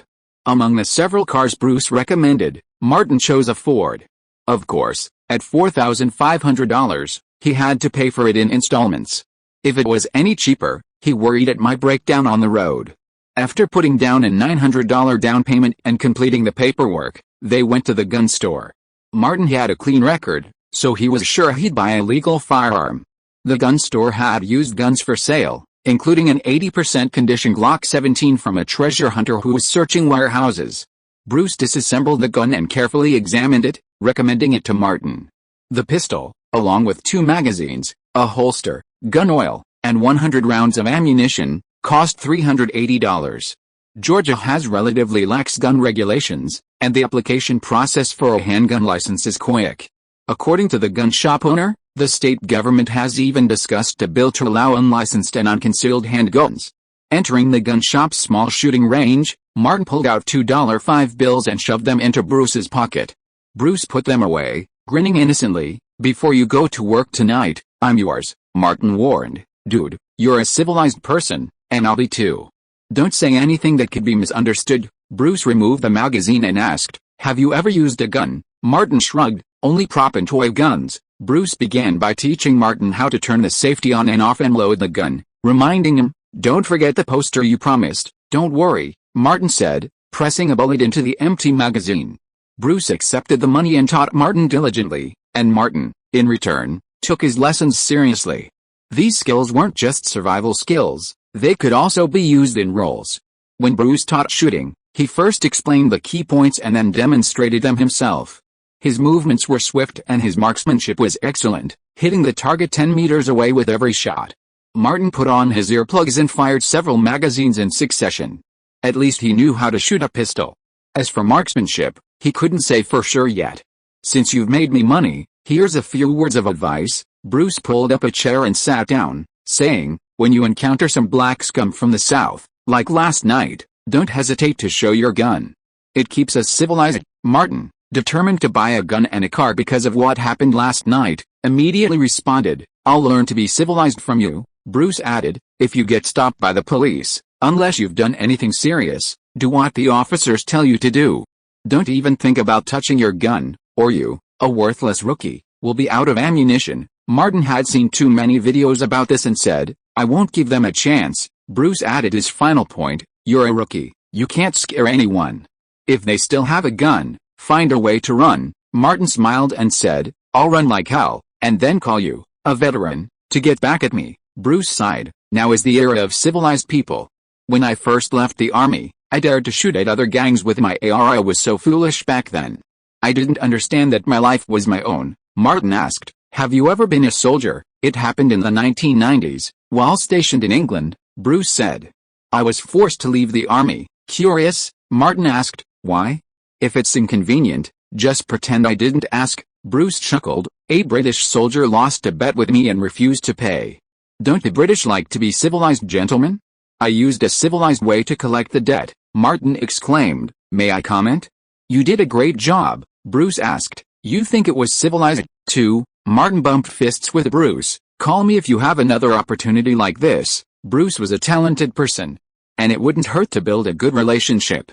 For the next 2 days, Martin practiced his rifle for an hour during the day, read job postings in the newspaper, and worked at the club in the evenings. He earned around $20 in tips every night, and if the club was crowded, that figure could easily double. But the number of patrons at the Beast House rarely exceeded 50 at any one time.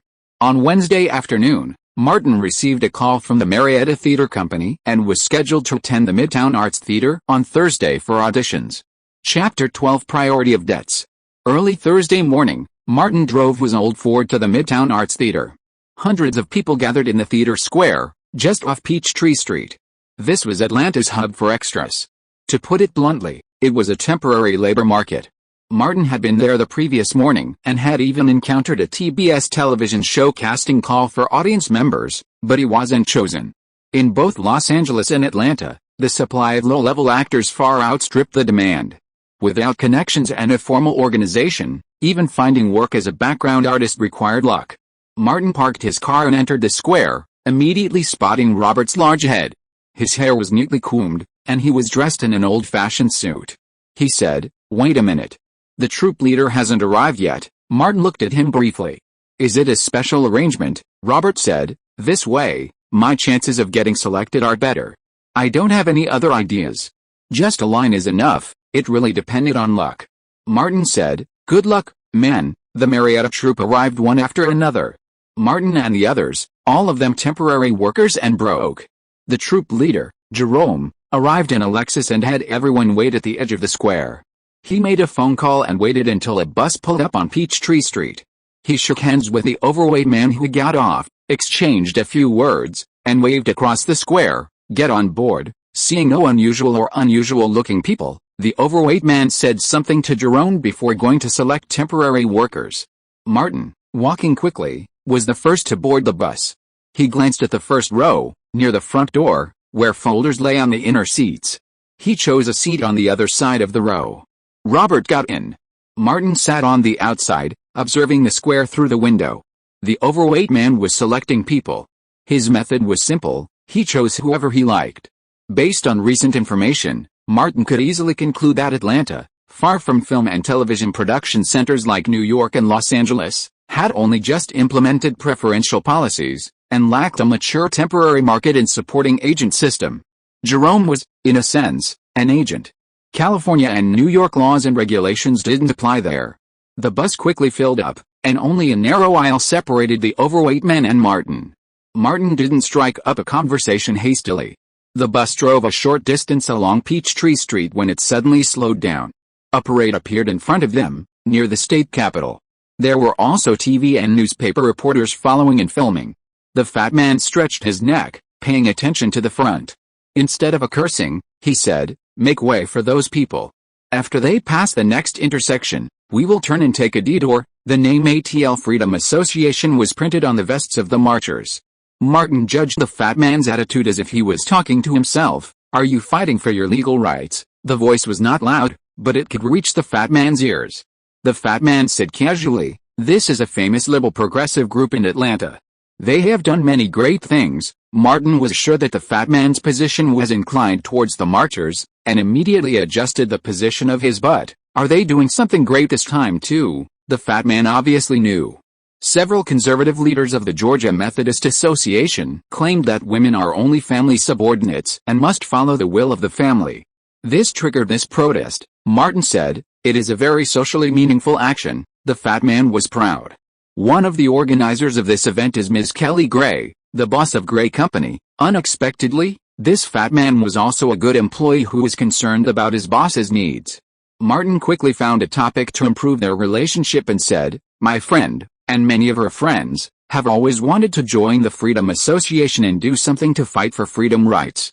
They could participate in socially meaningful activities like this anytime, but unfortunately, they can't find a suitable introducer. With just the food, Elena could recruit hundreds of people from the Clayton community, not just dozens." As for Elena's volunteer work at the Conservative Methodist Association, that wasn't the point. Elena had said that as long as the compensation was right, it didn't matter who she trusted. "I know a lot of outstanding people in the association." The fat man definitely had a future at Gray Company and took the initiative to recruit supporters for his boss. He took out his business card and handed it to Martin. "My name is Andrew. If you want to join, call me anytime." Martin took it carefully, put it away, and handed it over his prepared card. Martin Davis. Just before the bus turned off Peachtree Street, another marching group entered Peachtree Street, flying the Methodist flag. The two sides exchanged insults, sending the entire city into a tizzy. The media reporters were the happiest. The bus traveled for over half an hour before arriving at a farm north of Atlanta. The crew had rented the farm and erected a makeshift 19th-century plantation-style set. Actors dressed in period costumes were already applying makeup next to the wooden house that served as a makeshift dressing room. Martin disembarked from the bus and found the crew leader, Jerome, waiting at the farm entrance. Andrew approached Jerome and said bluntly, "We have two special roles. They'll be paid $100 per day, with a deadline being 4:30 p.m. Any overtime will be $10 per hour. Ask your best actors to come." The hourly rate for extras was only $5.15. Jerome immediately remembered that the idiot Martin still owed dues, and he was the first to call Martin's name. "Martin, come over." Then he called out, "Clock 8, Robert Jones, no one owes me money." Jerome then said to the portly Andrew, "Martin's good, give him priority." Andrew remembered the name, and as soon as they arrived, he called on Martin, "Martin Davis, and, you, follow me." Robert, following Martin, became another lucky person. Jerome led the two to the cabin, while the others followed the production manager to the makeshift outdoor makeup area. Robert nudged Martin, who silenced him with a look. The two followed Jerome to the cabin and waited a moment before being called in for makeup. While they were getting dressed, an assistant came over to explain the scene. It wasn't a speaking role, but there was a lot of movement. The two played assassins who rushed into the garden where the heroine lay, only to be shot twice by the hero. Then, after rescuing the heroine, the hero and heroine fell in love. In other words, for this scene, Martin and Robert had to lie dead the entire time. Background artists who lay dead on the ground naturally earned more than those who stood. Robert was a veteran, and Martin was even more so. The first few takes were smooth sailing, and I followed the positioning instructions exactly. It took only 2 takes, and the director called cut once because the male lead accidentally dropped the gun. Then came the climax, with the two of them lying motionless on the ground. The male and female leads embraced each other affectionately. Chapter 13 Trump Card. After removing his makeup and changing back into his clothes, Martin left a makeshift dressing room and went to a spot where he wouldn't be in the way of others working. After a brief observation, he found the overweight man, Andrew. Seizing a moment when he was free, he approached him. "Mr. Andrew." Andrew still remembered Martin. "Didn't you go collect your pay?" Can't find the finance office. Martin smiled and said, I just happened to see you on my way out. I came to say thank you. Andrew was impressed. You're doing a good job. The overweight man was an employee who followed his boss closely. Martin changed the subject. I'll see a friend later and ask her to contact someone with similar aspirations. I'll need Mr. Andrew's help then. No problem. Andrew thought for a moment and said, since you support freedom and progress and are willing to contribute, you should also pay attention to social events. If you encounter anything that is detrimental to the Freedom Association, please inform me immediately. He had said similar things to many people he knew, in order to please his boss. He was determined to keep up with his boss's lead and get a promotion. Martin naturally agreed. A brand new BMW 7 Series drove up Farmers Road, attracting considerable attention, and Andrew's gaze drifted in that direction. The car stopped, and the young female assistant who had gotten out of the passenger seat opened the back door. A short-haired woman in a business suit lowered her head and got out. Andrew waved to Martin and strode over. Martin asked a passing extra, who's that? He looks so impressive. The extra, still walking, casually said, the boss of the company. Martin realized it was Kelly Gray, a stalwart of the ATL Freedom Association. He soon noticed that Andrew couldn't speak to Kelly Gray, but was instead very friendly with a female assistant. Robert suddenly swooped in from behind. Let's go get the money together. I want a damn good dinner tonight. Hey, men, you kept me waiting. You're not treating me to dinner? Martin asked. Robert followed him to the finance office. Someday, it wasn't even 4 o'clock yet, and the two of them had finished filming their scenes.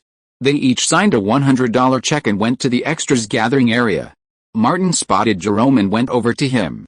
Captain, here's your pay for today.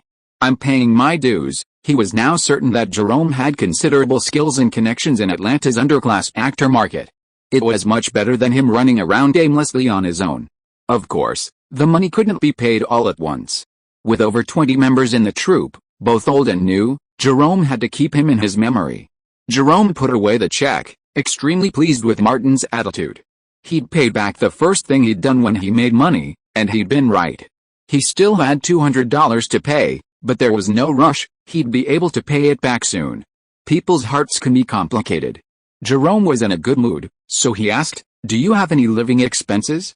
You can leave some, Martin replied. I work in a nightclub tonight, and my income is enough to get by. Jerome put away the money, and Martin took the opportunity to inquire about Gray Film Productions. It was a small, local Atlanta company that had never produced theatrical films. It frequently collaborated with cable TV stations to produce late-night shows. And each year it invested in producing films on videotape for direct-to-DVD release. The owner, Kelly Gray, had attended USC and spent time in Hollywood, heavily influenced by Californians, and was currently a prominent liberal figure in Atlanta. A little after 4, the extras arrived, and Martin and Robert joined the group on the bus back to downtown Atlanta. Martin grabbed his car, had a quick dinner, and headed for West Avenue. Before he could park, the door of a Wrangler 2 spaces away opened, and a high-pitched shouting erupted. Martin got out and locked the door.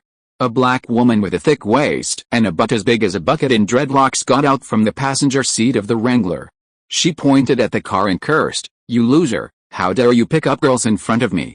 If I didn't pay you, how dare you get to this day? You are rich now, how dare you give me a bad face?" A bald black man got out from the other side. "Who are you calling loser?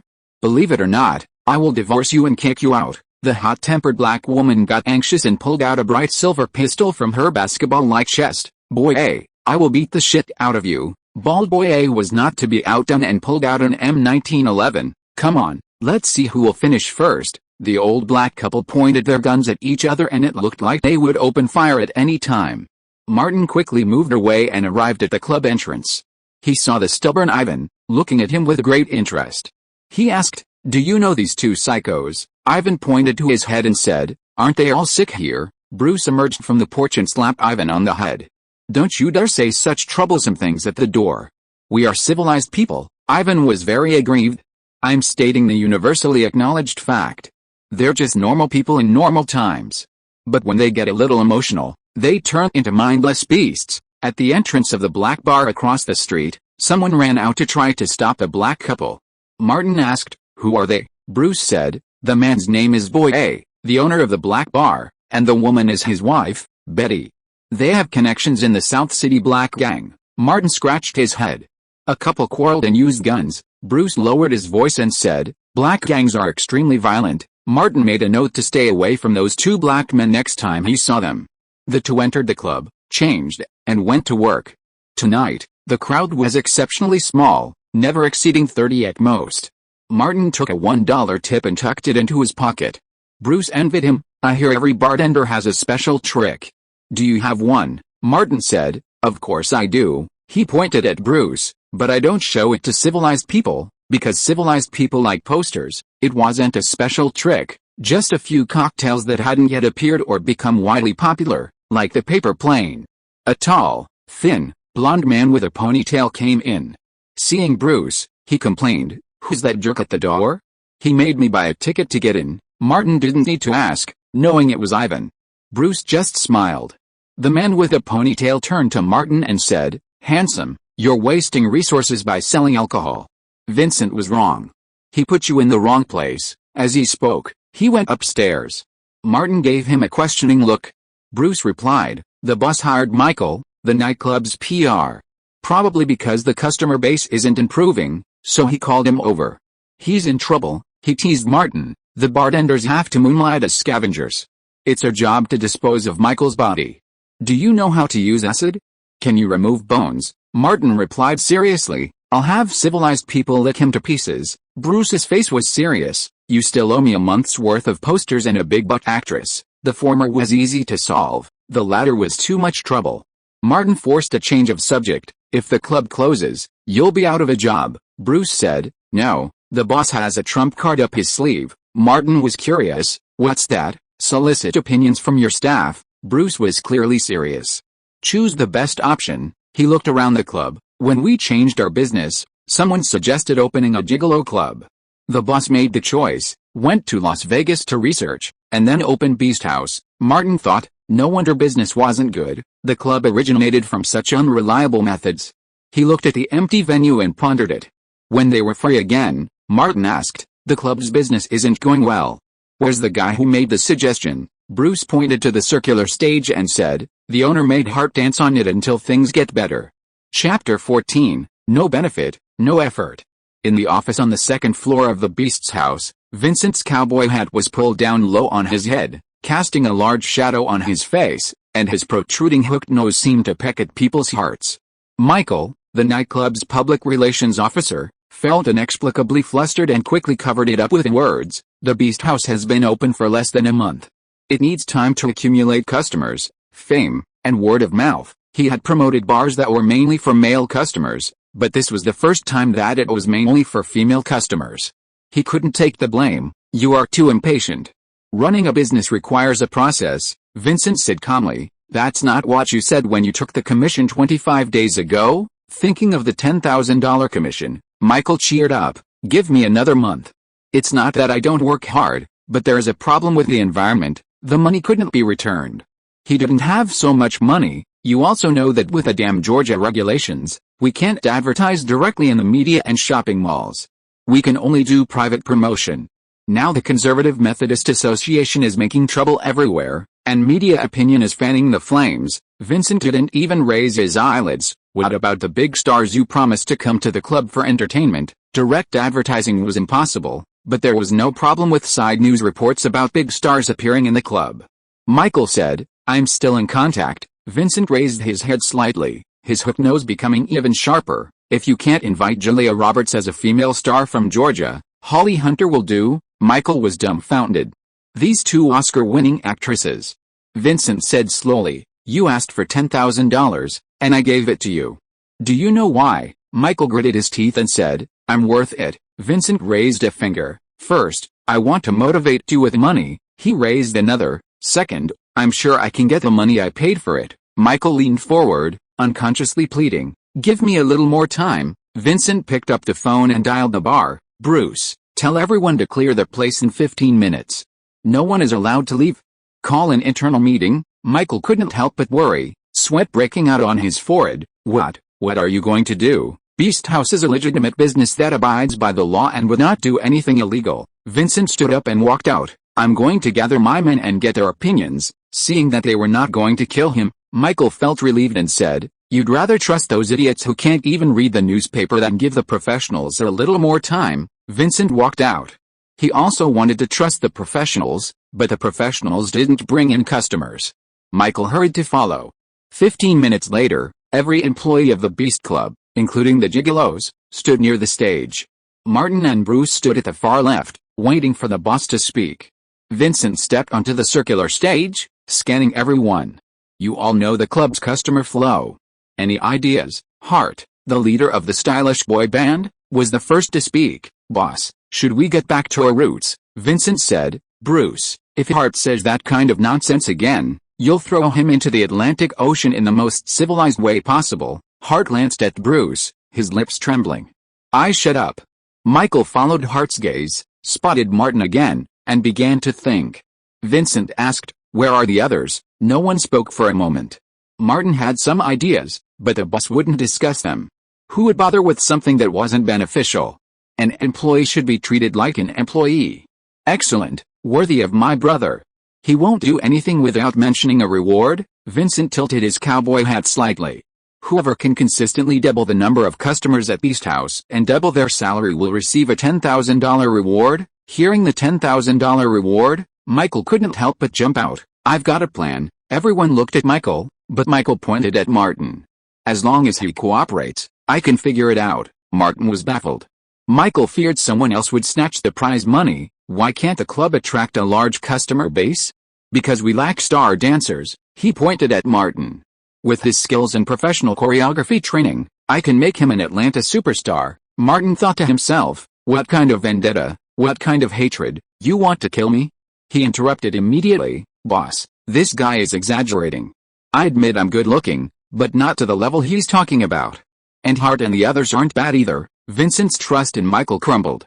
He turned and said, "Ivan, throw him out." Ivan and his golden-haired minions grabbed Michael and dragged him out.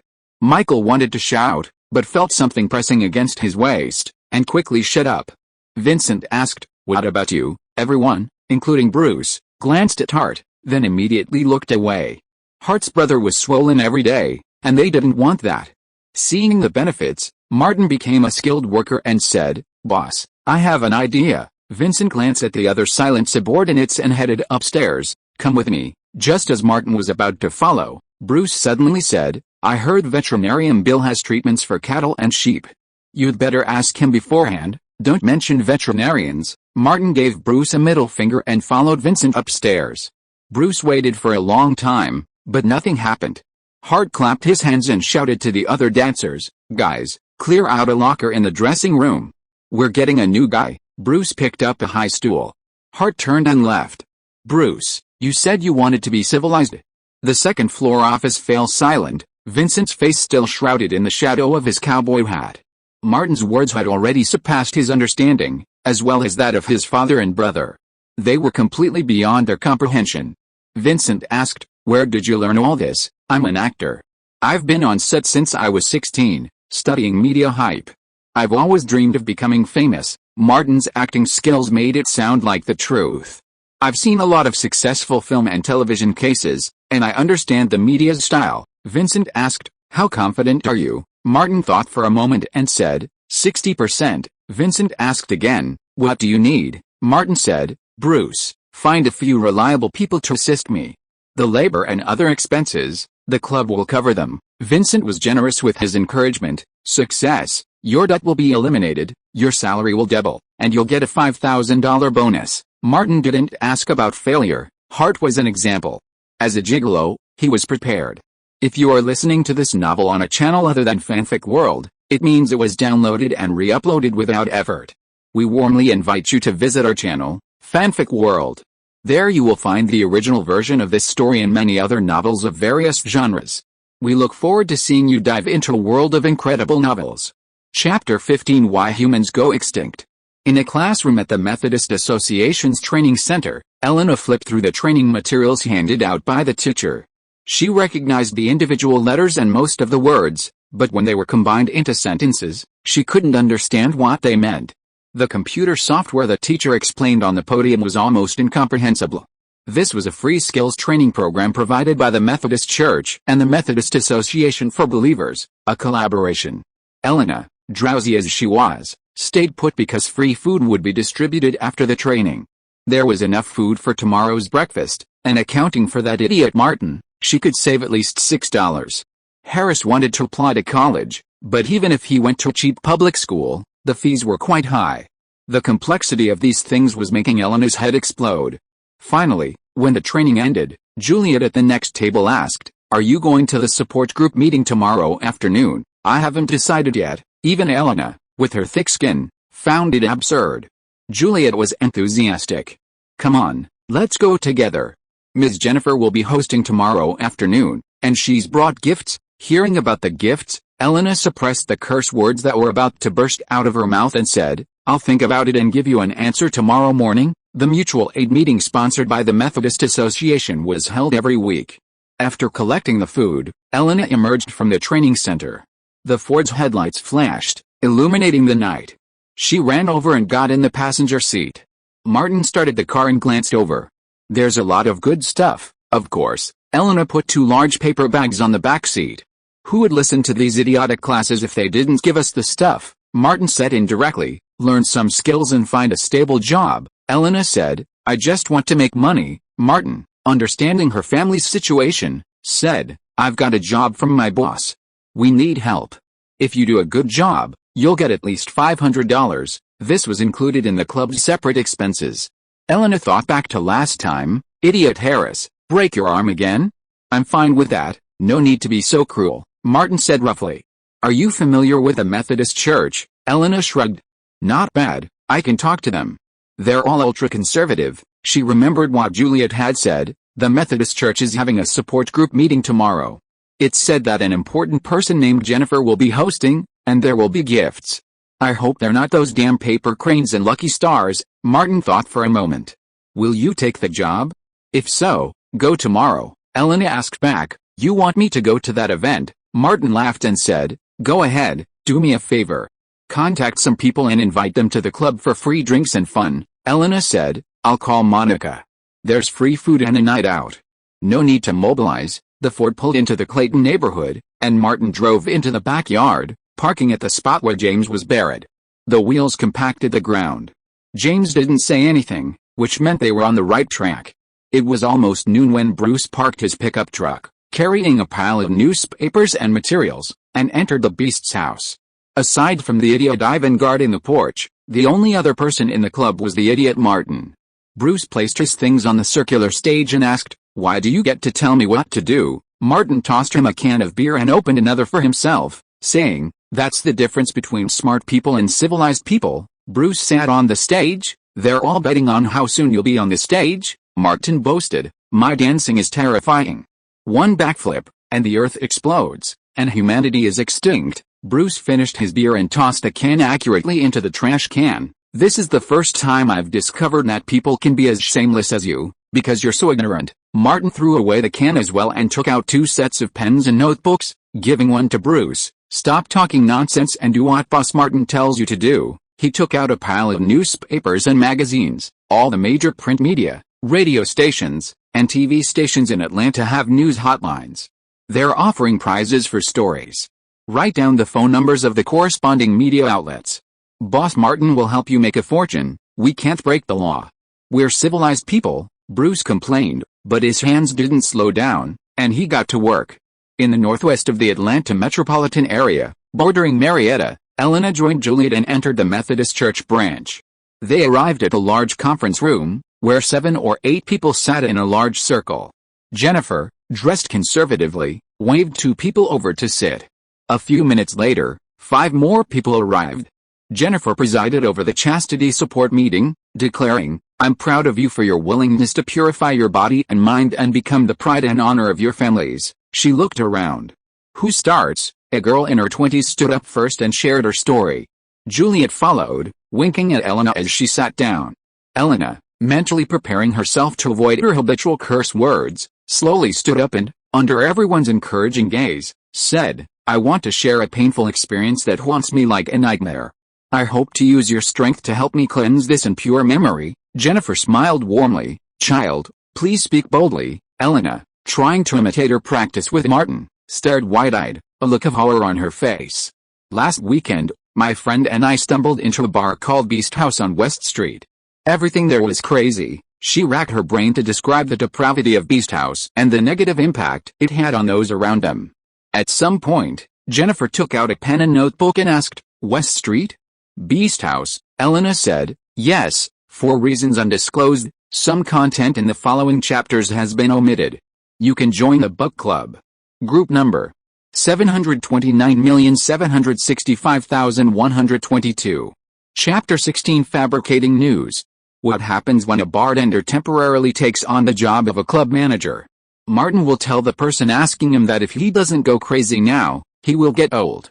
In the club's staff lounge, Martin received a text message from Elena and pushed open the door of the locker room to go in.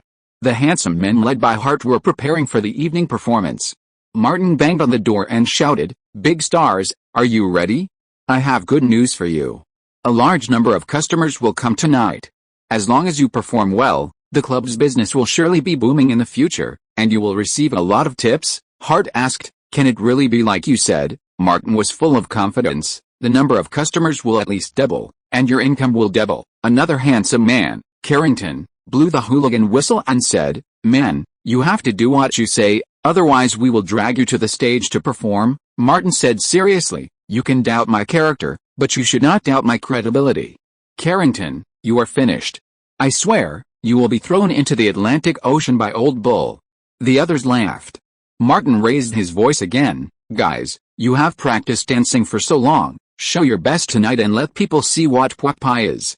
If you can't do it, I will let Bruce inform everyone on West Street that the handsome boy group in the Beast House is a bunch of losers. Hart smiled and said, Don't worry, we won't give you a chance. Martin raised his middle finger behind his head, strode out, walked around the backstage, entered the hall, and found Monica at the bar. She was Elena's good friend, a plump Latin girl. Martin asked, How is it? Monica quickly said, Such a good free opportunity, the people I brought will not let it go, it's free. Martin glanced at the quartz clock behind the bar and said, 10 minutes later, before leaving, Monica blew Bruce a kiss. Martin noticed that Bruce was staring at Monica's back and said, Are you interested in her? I'm a civilized person. Bruce picked up a glass of cold beer and drank it in one gulp. Martin emphasized, I know you are a civilized person. 10 minutes later, Elena and Jennifer bought 2 tickets and entered the Beast House together. Seeing Elena, Martin asked someone to notify the handsome boy group to come on stage. With the sound of powerful music, the handsome boy group performed a spinach dance for all the customers in the audience. The whole audience immediately got excited. Jennifer found that many people had forgotten their family responsibilities and their position in the family, and threw money crazily onto the stage. Debauchery and decadence, the social atmosphere in Atlanta is sliding into the abyss. Jennifer and like-minded partners have been trying to hold it back and don't want it to slide. The social moral problems across the United States are getting more and more serious. After staying for less than half an hour, Jennifer said to Elena, Let's go. Elena followed her out of the Beast House. Jennifer said, You go back first, I have something to do at the Atlanta headquarters. Elena nodded, waited for Jennifer to drive off, and got into Martin's Ford. A short time later, Martin emerged from the club and joined him in the car. Elena said, She's very angry and went to headquarters. Martin patted Elena on the shoulder and said, Keep in touch with her. On Saturday afternoon, Martin was practicing facial muscle control in front of the mirror at home when he suddenly received a call from Ivan. People were gathering across from the club. Martin grabbed his car keys and left, first checking with Elena, then notifying Bruce and the Golden Retriever. Arriving at West Street, Martin noticed a crowd of people of all ages, streaming along both sides of the road and converging on the wide sidewalk across from the club. Many carried posters and other items. Core members of the Methodist Association, like Jennifer, were experienced. On the porch of the Beast's house, Martin took off his coat, tossing it on a chair, and asked, What's going on? Bruce poked his head out to see what was going on. More people are coming. I estimate 200, he said. Whose phone has a call recording function? Martin asked. Ivan said, Mine has it, and so do Golden Retriever, Hart, and Carrington. Martin acted decisively. Old Bruce, find all the hotline numbers we've collected and call the media reporters. Tell them there's big news here. Make sure to record the calls.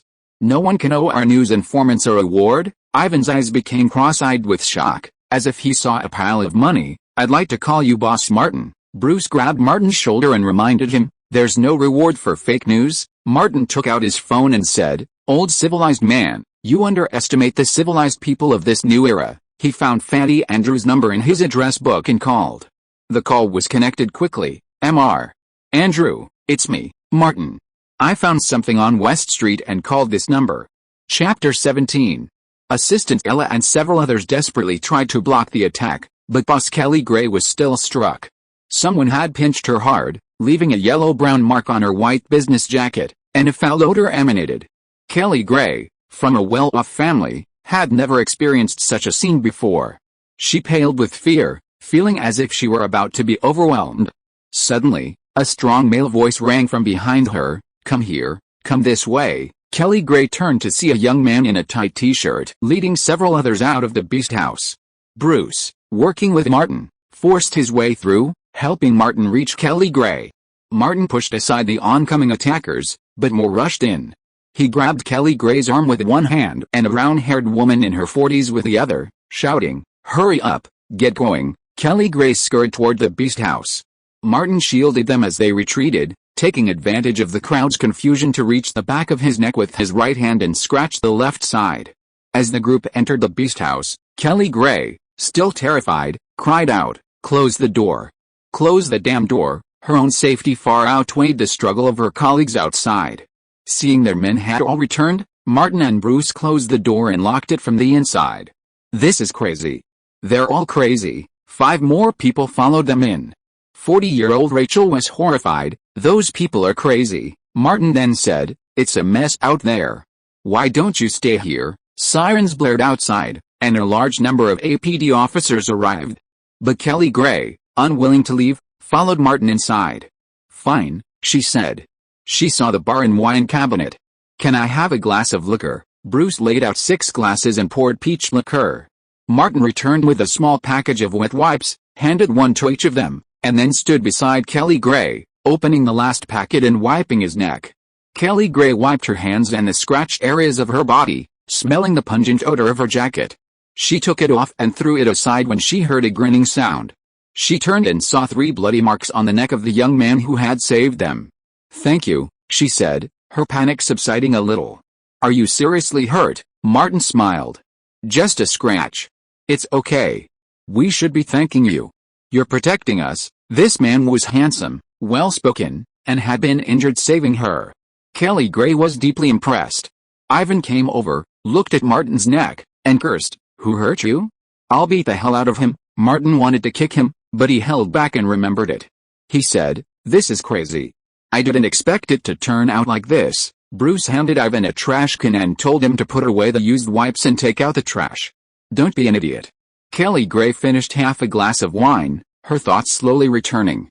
She asked, "Why are they targeting you?" Martin told the truth. This afternoon, those people suddenly gathered outside the club. Kelly Gray frowned, thinking. Martin selectively told the truth. "I know Mr. Andrew from your company.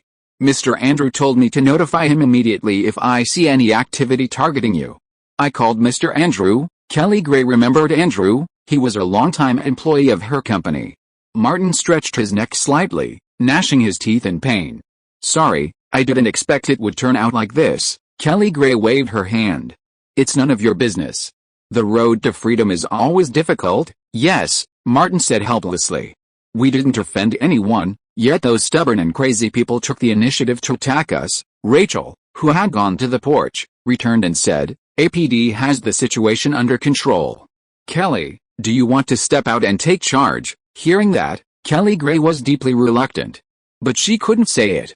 Besides Rachel, there were also several other ordinary members. Abandoning her companions would affect her leadership. Kelly Gray was secretly annoyed, unsure if Rachel had done it on purpose. Martin, observant and suspicious, took the initiative and said, "I suggest you stay put. The conflict just now will result in many of our brothers and sisters being detained by the APD. You are the backbone of the team. If they are detained by the police, who will actively rescue them?" This statement from an outsider sounded completely different from Kelly Gray's own words. The man who had accompanied Rachel to the porch immediately said, "Yes, there are many people detained by the APD. We can't keep them all night." Kelly Gray looked at Martin with a touch of admiration and asked, "Is there a back door to the club?" Martin said, "Yes, it's in a quiet alley." Kelly Gray pulled out her phone and made a call. "I'm at the Beast House on West Main Street. Send 2 cars right away. Go to the back door." Rachel said nothing more. Kelly Gray considered the situation tonight, stood up and walked to a deserted place, nodded to Martin and said, "Let's talk for a while alone." Martin followed her to the other side of the stage. Kelly Gray asked, "What's your name?" "Can you make the decision?" "Martin Davis. Just call me Martin." "Okay, Martin. This incident tonight will have a huge impact." Kelly Gray planned to promote public opinion. "The media will interview you later. Do you know what to do?" Martin said righteously. "In order to protect the Beast's house and innocent people, you took the initiative to stand up to protect the Beast's house and were forced to defend yourself." He emphasized, "You are heroes." Kelly Gray was completely calm at this time. "Very good. Remember your position." Martin immediately said, "I am always on your side. Introduce yourself." Kelly Gray, considering Martin's importance, gave him a business card. "My name is Kelly Gray," she emphasized. "Before the reporter interviews, remember to notify me, and I will ask someone to assist you." Martin asked, "The reporter is interviewing tonight." Kelly Gray said, "I will arrange for someone to come as soon as possible." Soon, the pickup car arrived at the back door of the club. Martin took Bruce and sent Kelly Gray and his party away. There was no one else around, so Bruce said, "I underestimated you. You actually made the old-fashioned hero saving the beauty story so interesting." Martin shrugged, "It's just that the classics are effective." Chapter 18, Getting the Best of Both Worlds.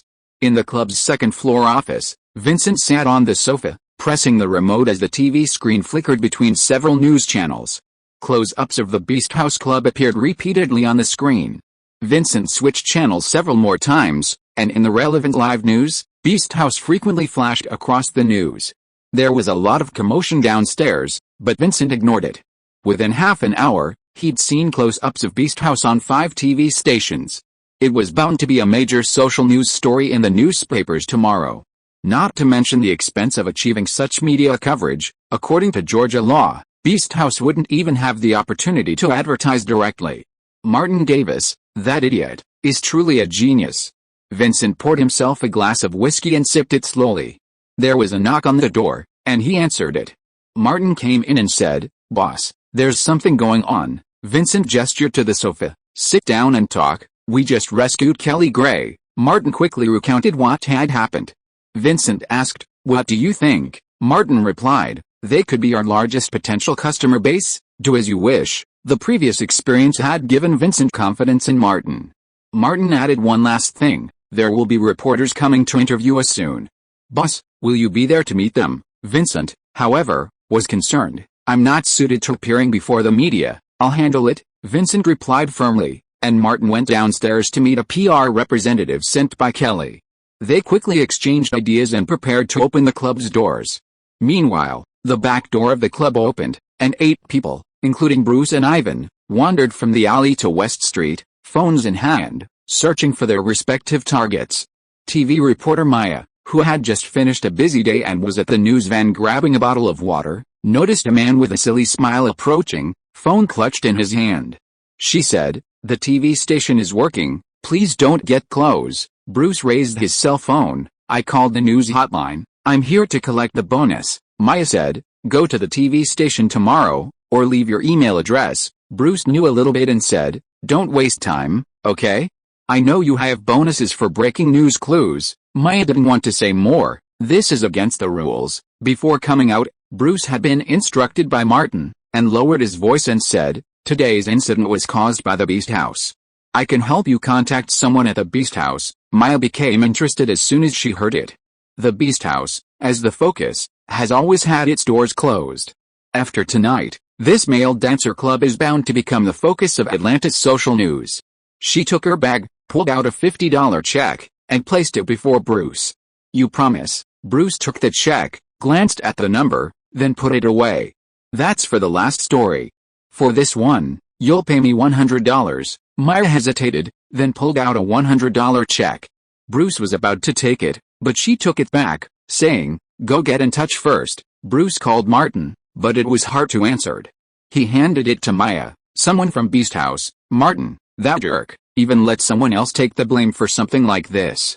Maya spoke to the person on the phone, handed the check to Bruce, and called to his assistant, drive the TV truck to Beast House. Bruce collected the check and left, quickly turning into a secluded alley. Maya arrived at Beast House and noticed a rattling sound behind the club's door, as if it were unlocking. Her colleagues, scattered around looking for someone to interview, began to arrive. Maya saw Dyke from the Atlanta Journal-Constitution and asked, "Why are you here?" Dyke hesitated at first, but when he noticed the crowd of colleagues approaching, he simply said, "A source contacted the Beast House for me." Maya's face darkened. $100, you too, me too, me too. The reporters who arrived were all like this, their faces sulking. Maya exclaimed, "What a bunch of assholes." It was obvious it was someone inside the club, but they still had to go through with the interview, unwilling to leave. The club's doors opened, and Martin walked out first. Cameras spun around, and the reporters were all excited. The interview concluded, and Martin returned to the club. The PR expert Kelly Sent said, "You've done a great job.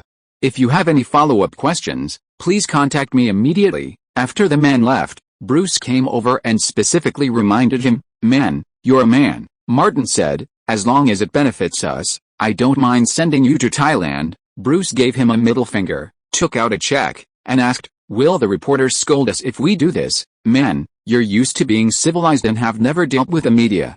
I'm telling you, if you stand up to the media, don't be afraid of scolding." Martin was careless. "Do you think they won't scold us if we try to please them? You overestimate them.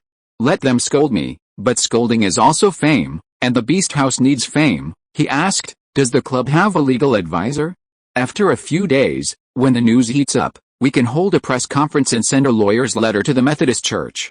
This matter can be hyped up many times." Ivan and others returned with checks and asked, "What should we do with the bonuses?" Martin didn't look up, but he noticed Vincent approaching the second-floor fence and said, "Leave it to the boss. Everyone who participates tonight will get a share." Vincent was very generous. "It was not the club's money. Martin takes 30%, and you guys divide the rest." Martin counted the amount of the check and said with disdain, "You shameless people actually took back $1,200. A bunch of middle fingers were raised in front of Martin. Chapter 19. The club explodes. Yesterday's chaos dissipated, West Main Street was cleaned up, and its former order was restored. The sun had just set, and before the Beast House opened, a line of dozens of people had already formed in front of the club. People continued to rush over and join the line. Last night's news reports on multiple TV stations and today's bombardment of print media led by the Atlanta Constitution have made the Beast House Gigolo Club famous. The entire Atlanta metropolitan area has a population of over 5 million, and the number of potential customers for the Beast House is not small. Just a small part of them would be enough to fill the Beast House to the brim. The line was long, and there were curious passers-by joining in the fun. It was almost 6 o'clock, and they were about to open the door early, so Ivan and Golden Retriever came to the porch. The former produced a check and thrust it into the Golden Retriever's hands. "Keep that damn check, and don't buy any of that crap." The Golden Retriever glanced at the number. "So much?" Ivan said. "Idiot, Martin is a man of honor." The Golden Retriever emphasized. "Boss Martin." Seeing the long line outside, Ivan remarked, "Martin's work is cheap, but it's effective.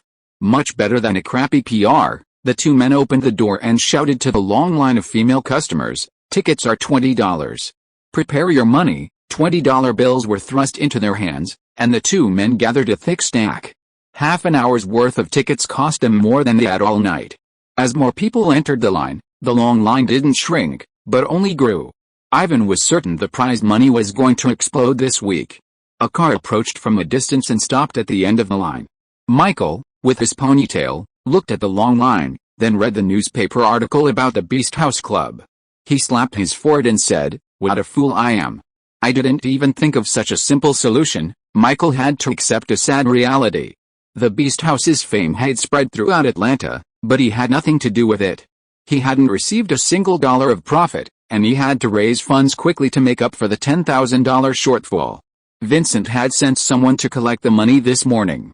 Michael felt a little uneasy, thinking that he had to sell his car and watch to pay off his debts, while the bartender was getting a $10,000 reward. But he didn't dare to cause trouble at the Beast House. They were not a good group to mess with. Michael didn't leave immediately. Instead, he observed carefully, occasionally flipping through the newspaper. If I learn this, I can make a fortune too. Inside the club, Martin mixed a daiquiri and said with a smile, "Mom, your drink." A female customer handed over a tip. "It's great. You're not a dancer." There were more customers behind him, and Martin smiled apologetically. "The artists in this club are all on stage." The crowd grew, quickly exceeding 200. Almost all the women who came here for entertainment were drinking, leaving Martin and Bruce very busy. Martin received the tip, but had no time to sort it out, simply tossing it into a box under the bar. A little after 6:30, the club was already packed. The handsome male group on the circular stage were presenting American Soldiers, choreographed by the Savannah Academy of the Arts tonight. Countless small denomination US dollars flew onto the stage. When it came to spending power, women were far more powerful than men. Hart had never realized how easy it was to make money. Vincent stood at the door of the second-floor office, picked up the intercom, and informed Ivan, who was at the door, "There are too many people. Don't let any more in for now." The club was packed. Even the private rooms on the second floor were full. Vincent raised his cowboy hat. With more customers, the club's accounts would have more potential. He turned his gaze to the bar and saw Martin Davis. He hadn't expected that old bastard, Jack Davis, to have such an accomplished son. Vincent waved to Dana, the accountant. "Waste Martin Davis's debt and prepare a check for $5,000. Dana was skeptical. "It's just for the first night. After that, you don't understand," Vincent interrupted. "He's very insightful. If he succeeds the first time, he'll succeed the second time." Dana said nothing more and went to prepare the check. Vincent looked out at the bustling dance floor and the flying cash, and added, "Prepare the rewards for everyone else." Martin had given him a list that morning. Besides the people inside the club, there were 2 other people involved. Vincent didn't dwell on such trivial matters. He had the situation under control. The club was constantly packed with customers. Late at night, after closing the club, Bruce counted the drinks and wrote down the bills. He then opened a small drawer and pulled out a pile of haphazardly stacked bills, counting them one by one. "This is the first time I've ever gotten such a big tip," he said, a grin etched deep into his bones. $44. Martin flexed his arms. "Congratulations, you civilized man. That's enough to buy you a bunch of autographed photos." A thick wad of bills tumbled onto his palm. Bruce said, "Man, you're just jealous." Martin lifted a box and placed it on the bar. "Look here, old Bruce. My tips tonight are several times yours." The box was filled with scattered $1 bills, $2 bills, and the occasional $5 bill.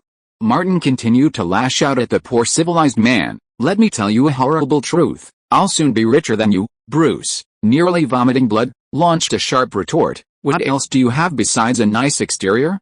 You're full of calculating, scumbag bastards." Martin quickly counted the bills. "Without my schemes, would you have a tip tonight?" As he spoke, a chorus of screams erupted from the stage. Hart ran onto the stage clutching a huge pile of bills, dropping them as he ran. He reached the center of the stage, fistfuled his hands with bills, and threw them into the air. Green dollars rained down like rain. Hart stretched out his arms, bathed in the shower of money, and excitedly shouted, "Smash me to death." Several more members of the handsome boy band ran onto the stage, throwing money like crazy, sending bills raining down. The bills rained down on Hart's head, and he collapsed with a thud, unable to get up.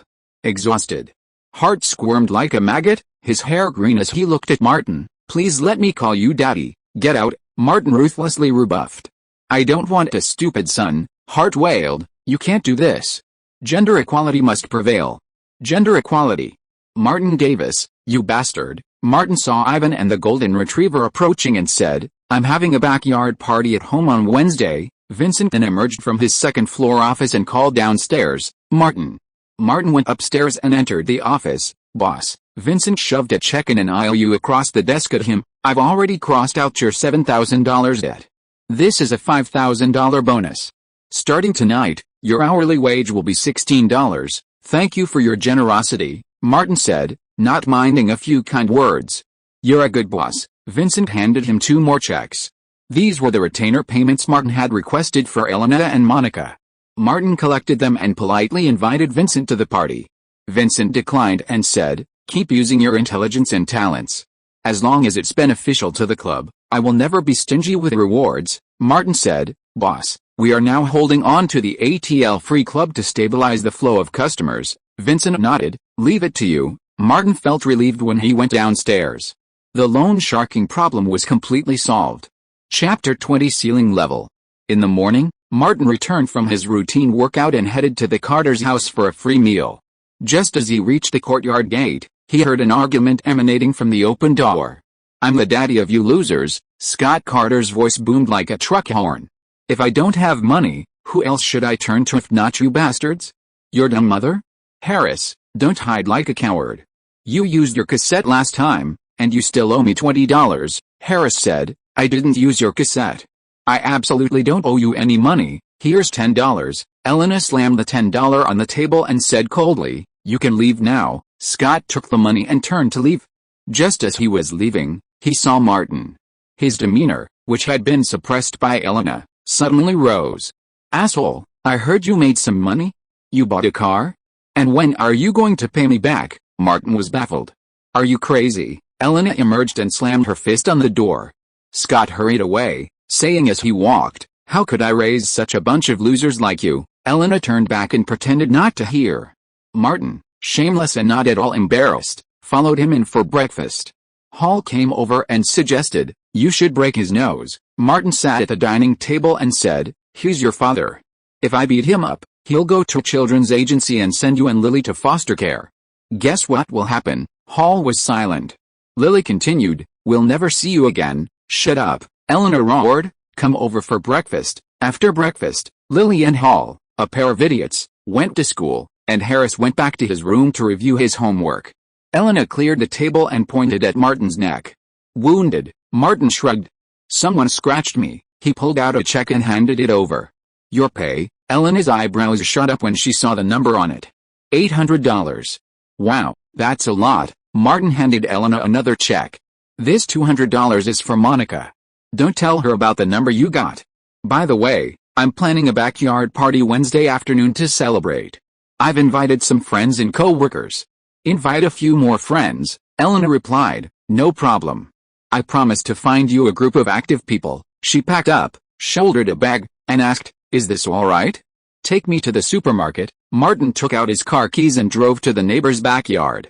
A short distance outside the community, they passed a lottery shop. Elena stopped and wanted to buy a lottery ticket. Shall I buy you one? She asked.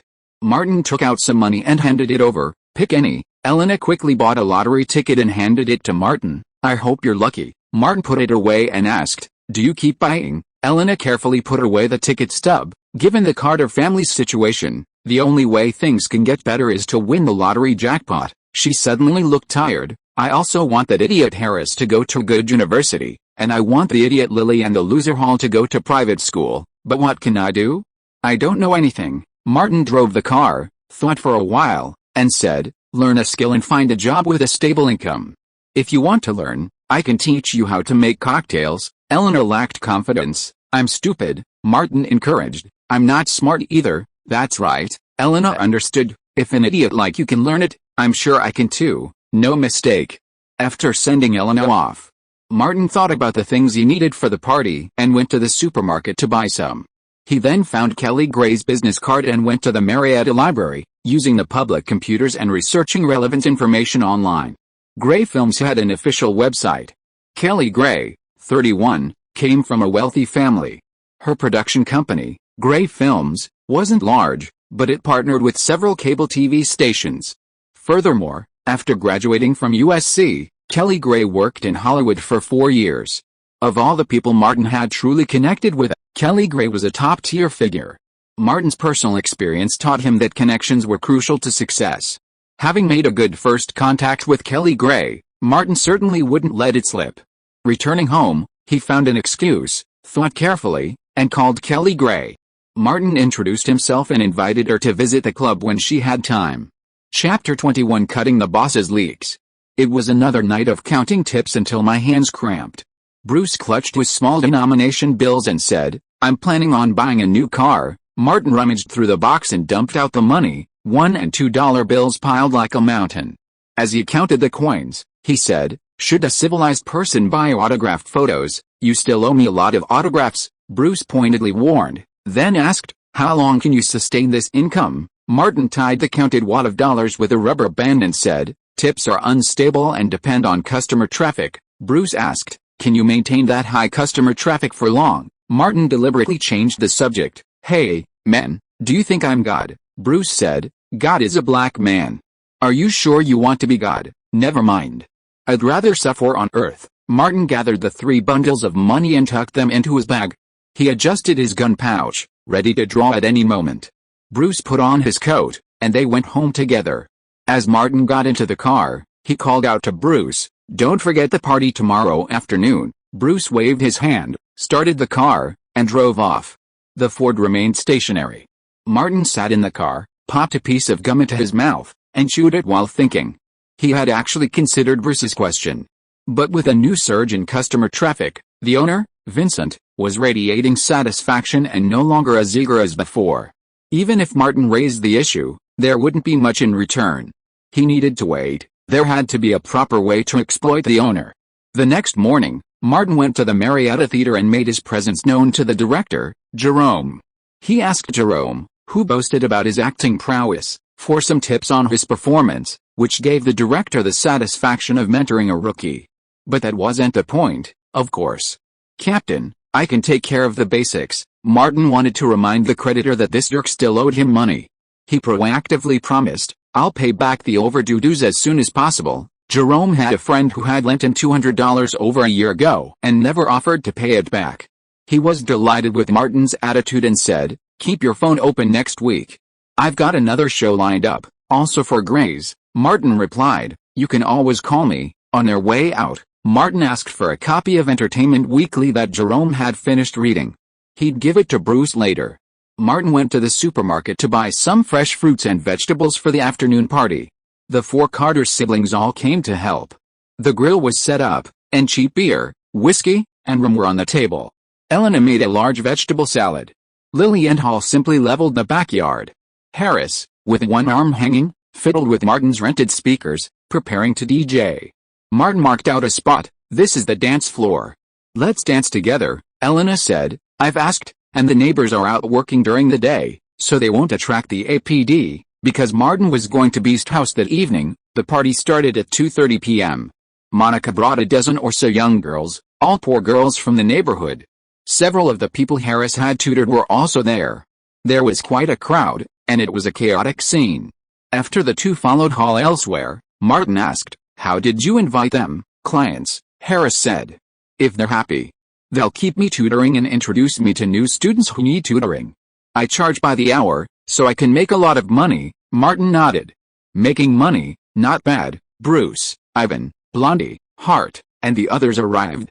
Martin went to greet them. Unlike the girls, they all brought gifts.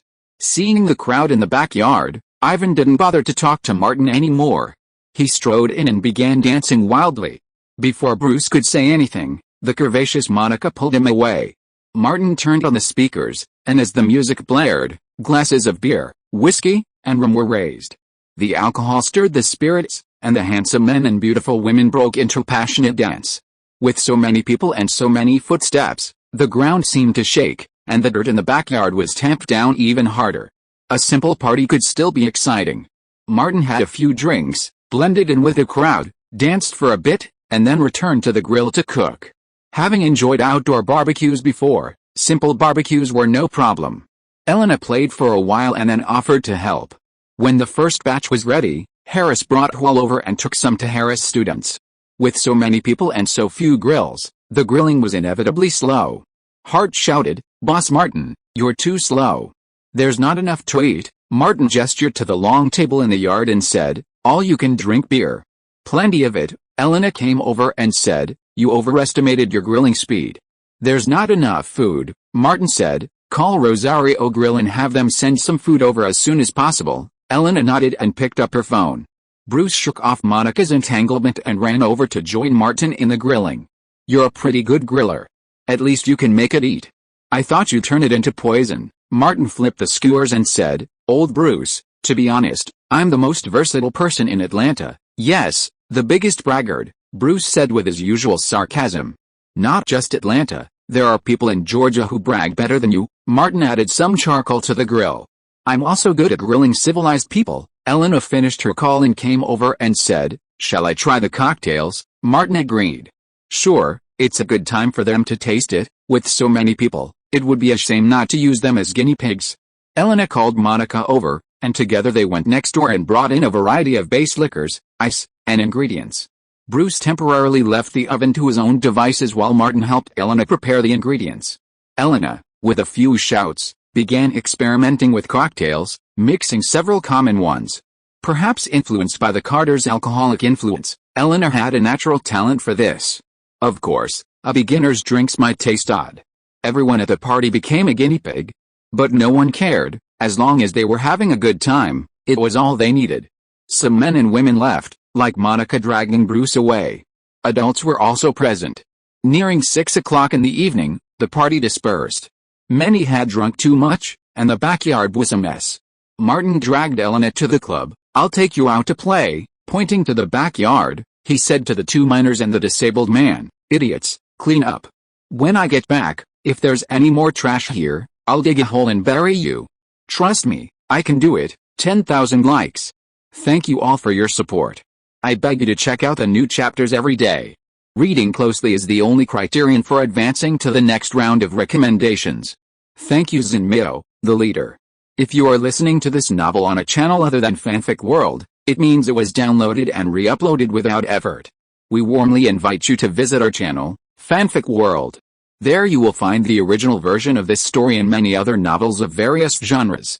We look forward to seeing you dive into a world of incredible novels. Chapter 22 Die with Unclosed Eyes. With the arrival of May, the new weekend arrived, and the Beast House's customer flow stabilized. The stylish men's group began recruiting, adding numerous new members. Martin didn't join because he'd won. Martin had no problem with Hart's profession, but the reward was proportional to the effort. $100 a dance? A bartender could earn more than that in tips in a single night. Saturday night, Martin saw the person he'd been waiting for. Kelly Gray, watching a Tarzan performance by the ring stage, dropped a pile of tips and came to the bar. Martin, who was mixing drinks, took a moment to wave at her and returned to his work. After sending two female customers away and dropping the tips into a cardboard box at his feet, Martin winked at Bruce and walked over. Kelly Gray, her short, flaxen-dyed hair and trendy dress making her look several years younger, sat on a high stool, tapping the bar lightly with her fingers, studying Martin. She had just seen a gigolo performance and thought Martin Davis was a better fit for the ring stage. Are you a bartender? Kelly Gray asked, puzzled. Martin smiled. Manager and bartender, we've been so busy lately, Kelly Gray said, it's nice here.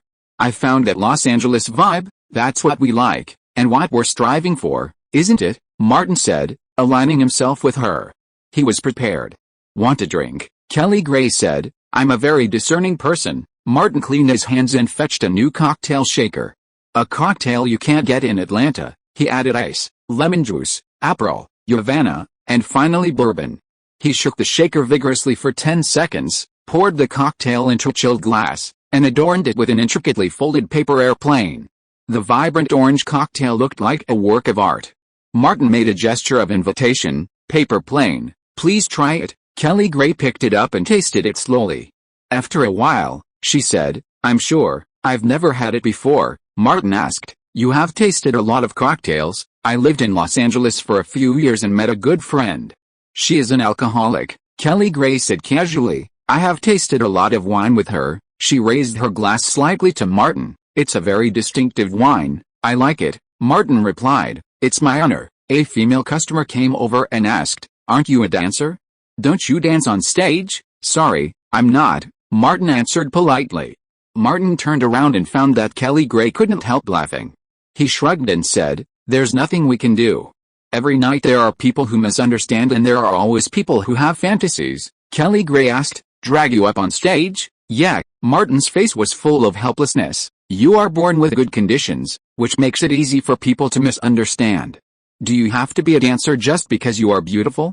Prejudice hurts people. Kelly Gray has been in a good mood these days, and she is in an even better mood now. She raised her eyebrows and said, you are really good looking. If you were a dancer, I would invite you to dance with me, Martin deliberately joked. I won't give you a free meal. Kelly Gray took another sip of the bright orange cocktail and looked around. Your club is nice. Martin told the truth. I'm just a manager. The boss is someone else. Kelly Gray suddenly asked, you don't have male customers here, right? How do you know Andrew? She looked straight at Martin, and Martin responded frankly. I'm still an actor. Kelly Gray smiled. You have so many identities, poor guy, multiple professions and multiple incomes. Martin would not be stupid enough to lie about such a thing. I am a member of the Marietta Community Theater. I joined the crew when I was 16. I participated in the filming of a plantation play a while ago. Andrew is the casting assistant and happened to choose me to play a corpse. He and I got along well. After chatting for a while, Andrew mentioned the Freedom Society and asked us to pay more attention and call him anytime if there is any situation. Kelly Gray had learned about it from Ella and found nothing wrong. She said, this is the play I packaged and invested in. You invested in it? Martin asked. Ms. Gray, can I tell the truth? Please go ahead. No mistake. One song, one post, one content, one book, one bar. This play is really bad. Martin, who is currently playing the role of a bartender and actor, must show his personality at the right time if he wants to leave an impression on people.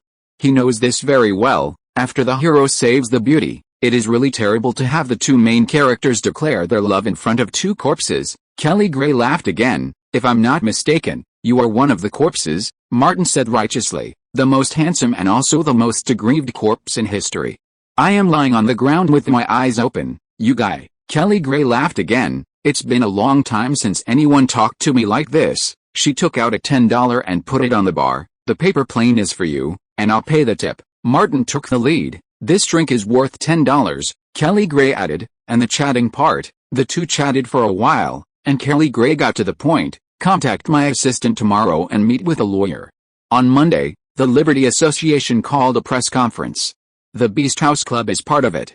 You will file a lawsuit against a Methodist association on behalf of Beast House. Martin had already earned Vincent's consent and said, no problem. Kelly Gray stood up.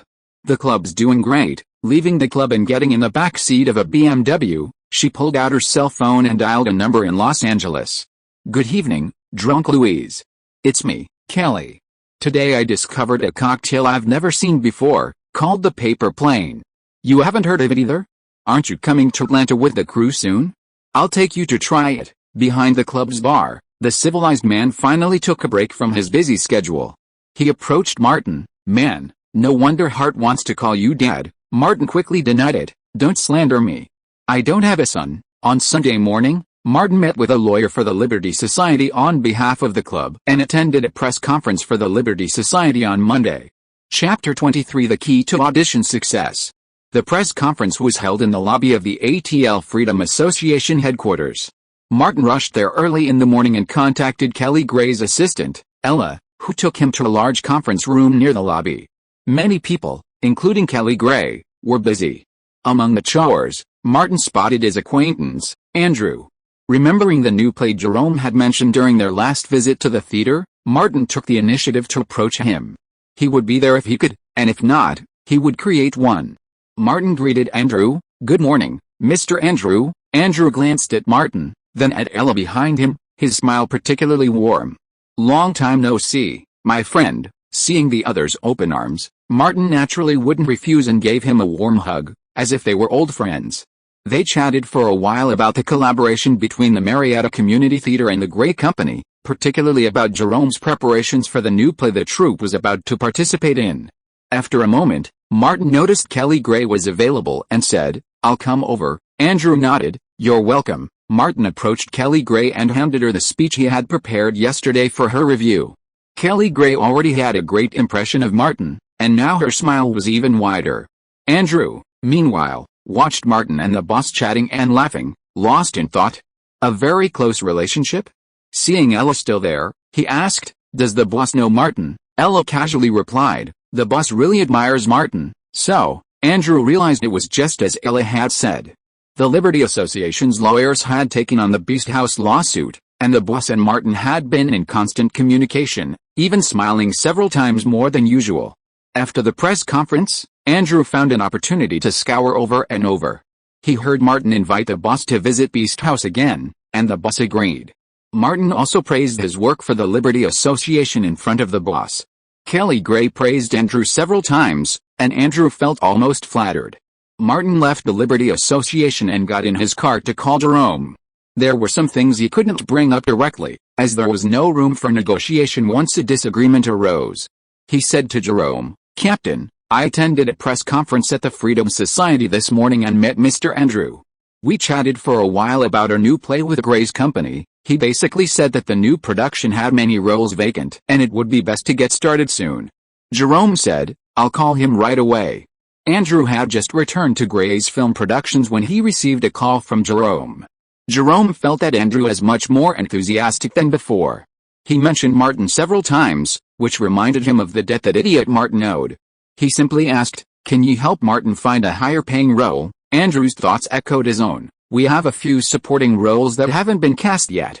I'll call Martin later." Andrew was eager, checking his computer to see the real-time progress of the project. Gray's company had signed a package deal with a cable TV station, which included more than one late-night show. In recent years, Gray had mastered the process of assembly line production, achieving low costs and high production speeds. After filming finished, the previous film would be transferred to the post-production department for editing and production, and the crew would move on to the next one. For the most part, the company had used the same lead actor, Adam Smith, who had a strong appeal among the cable network's female subscribers and could guarantee a minimum viewership. The lead actress and supporting actors had already been cast, but several minor supporting roles were still being considered. Andrew chose a role and stood up, knocking on the door of casting director Lynn's office. "Boss, can I recommend someone for the role of Billy?" It was a small role with a few lines, so Lynn didn't even look up. "Tell him to come in for an audition tomorrow afternoon." Andrew returned to his desk and immediately called Martin. Martin offered to meet him for lunch. "I haven't yet formally thanked you for your help last time. You must give me a chance today." Andrew couldn't refuse. Martin had specifically chosen an upscale restaurant in downtown. He wasn't one to skimp on investment. Unlike Los Angeles, Atlanta's most prosperous area was downtown. At noon, the two met at a restaurant near Peachtree Square. During lunch, Andrew briefly described the character, and Martin took note of everything. "As long as your basic acting skills are up to par, your looks will definitely pass muster," Andrew elaborated. The late-night dramas our company produces tend to be aesthetically pleasing, primarily targeting women, so the requirements for male actors' appearances are quite high. Martin nodded. "I understand." Andrew pressed the point. "Can you handle the role?" Martin smiled and said, "No problem. Hollywood NC-17 films are more explicit than this. I participated in the last shoot, so I have a rough idea. It's even better than a film that won a Golden Lion or Palme d'Or." The following sentence appears unrelated and likely a translation error. "The production model resembles the grindhouse films of yesteryear. This type of film hasn't completely disappeared, but is evolving with the times. Over half of the films produced in North America each year don't make it into theaters." Martin had no objection to this. At the bottom of American society, if one wasn't bold enough and thick-skinned enough, how could one possibly make a fortune and cross the social ladder? Andrew agreed. "We're making an art film, just not in theaters, but directly on cable." Martin toasted Andrew, chatted a bit about the Freedom Club, then asked, "Does the casting director decide on this role?" Andrew replied, "Casting director Lynn decides." Martin asked, "Does Lynn have any particular preferences, special preferences?" Andrew thought for a moment and said, "He's a die-hard Atlanta Braves fan." Martin knew the Atlanta Braves, a Major League Baseball team, played their home games at Turner Field in Marietta. A lunch, along with a bottle of fine wine, cost Martin 2 nights' worth of income. Martin's investment wasn't just that. After seeing Andrew off, he went to the flea market.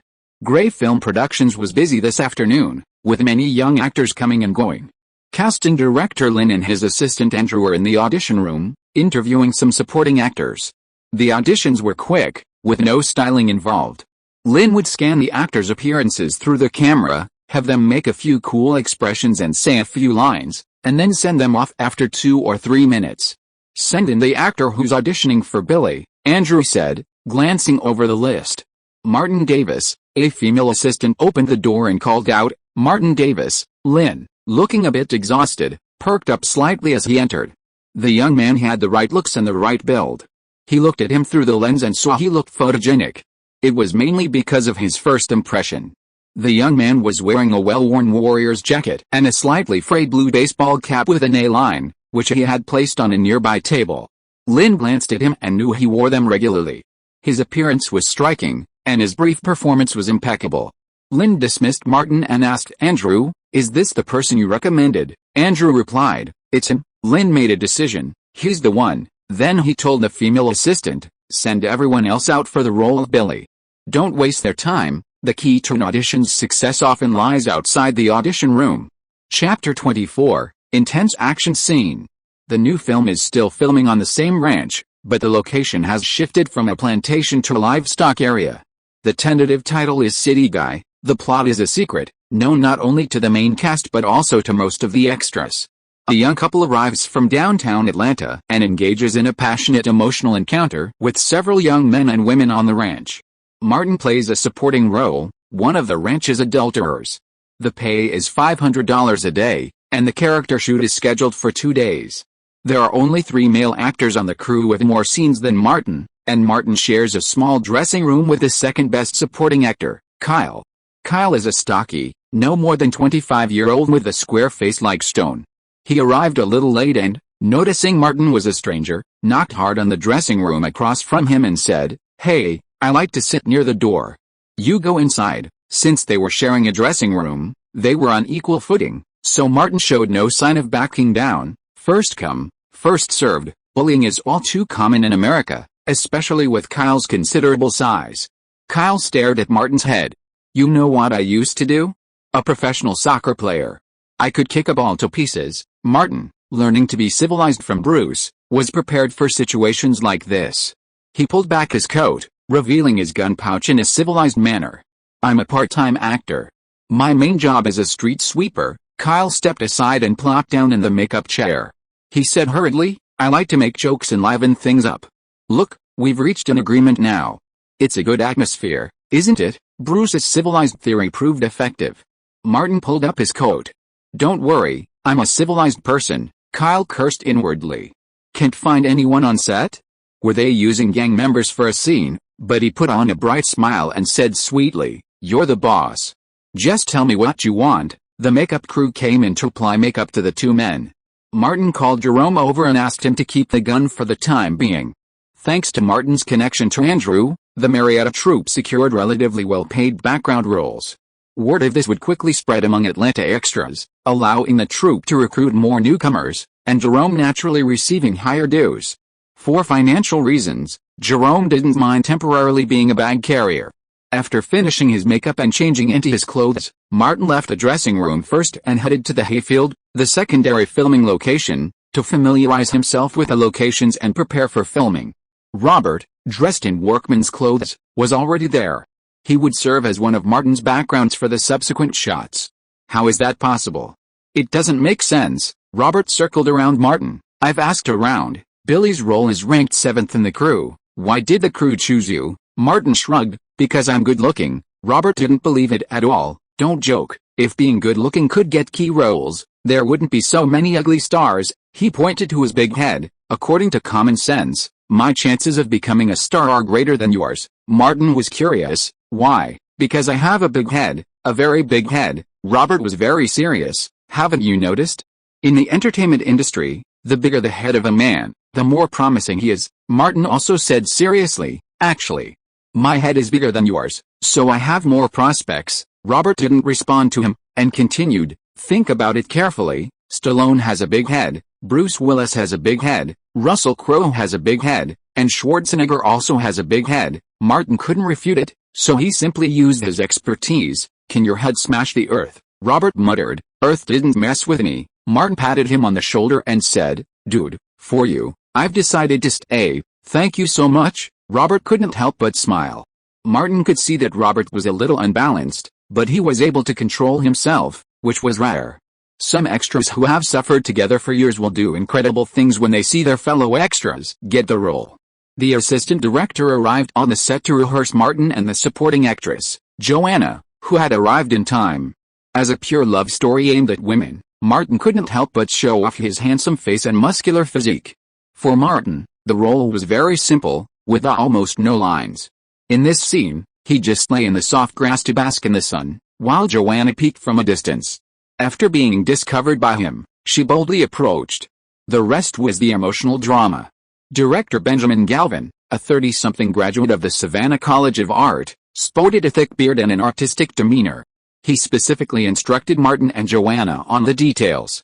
Martin, a man of high professional ethics, had avoided any heavy food this morning and even prepared breath freshener. Before filming, he asked Joanna, anything to avoid? Seeing Martin sprayed with breath freshener, Joanna was impressed and smiled. Go ahead. They started with the drama scenes, which Martin handled with ease and quickly got into the flow. His partner, Joanna, on the other hand, was slower to catch up and had several hangs. Afterward, they went to a nearby trailer to touch up their makeup and change into protective costumes. A crowd gathered during the shoot. The various film and television regulations in New York and California didn't apply to the small, rural Atlanta crew. The crew consisted entirely of non-acting arts union members, so not only were there no special provisions, but there wasn't even a routine procedure for asking if the set was clear during filming. With a total budget of only a few $100,000 and a shoot time of less than 10 days, the crew had no time or energy for fuss. While Martin handled the drama scenes with ease, the action scenes were plagued with errors. Joanna, by contrast, struggled with the drama, but excelled in the action scenes. Even after several hangs, Martin was still adjusting. Director Benjamin roared, "Don't f***ing tell me you have no experience at all, don't be nervous, relax." Joanna's eyes had a hint of something strange in them, and her tone was exceptionally gentle. Imagine me as your girlfriend and put yourself in her shoes. In the following shoot, Martin's condition gradually improved, and he even shot some of the action scenes with a cool edge. At the end of the scene, Benjamin couldn't help but praise him. "Martin Davis, you did great this time, you're cut out for this." Martin is the type of person who shines brightly when given a little sunshine. Seeing the director's improved attitude towards him, he immediately went over to him and joked, "Director, am I a talent for acting? Or a talent for action scenes?" Benjamin laughed and patted Martin's sharp shoulder. "I have classmates in the Sacred Valley. If you want to go, I can introduce you," Martin said. "I'm afraid those people will never dare to film again." Chapter 25 An Unexpected Birth. As the sun rose higher, the weather grew somewhat hotter. Robert arrived on set carrying a case of glass bottles of Coke. After finishing his work as a background artist the previous day, he'd enlisted Martin's help and secured a temporary production assistant position, which always provided him with extra income. Robert, clutching the open case, turned to look at the nearby filming set. Martin was pushing hay into the stables. The role was simple, and he could handle it easily, but there was no chance. Martin had suddenly climbed up there? Robert couldn't understand. During the previous shoot, he'd noticed Martin was even behind on his dues. Jerome was strongly recommending someone in debt? Where's the fairness? He wanted a line, but no one gave him one. Robert reached a resting area shaded by trees and parasols. As per the crew's instructions, the Coke was to be placed on a table for easy access. He set down the case and found a pack of tissues. While unloading, the idiot driver had knocked over a bottle of olive oil, spilling a lot of it onto the Coke. Robert's ambition was to be an actor, not a handyman, so he wasn't serious about cleaning the bottle. He simply wiped it with a tissue. After the Cokes were laid out, he picked up the empty box and left to help the driver deliver the lunch ingredients. Almost at the same time, lead actor Adam Smith and Kyle left the dressing room and headed for the makeshift rest area.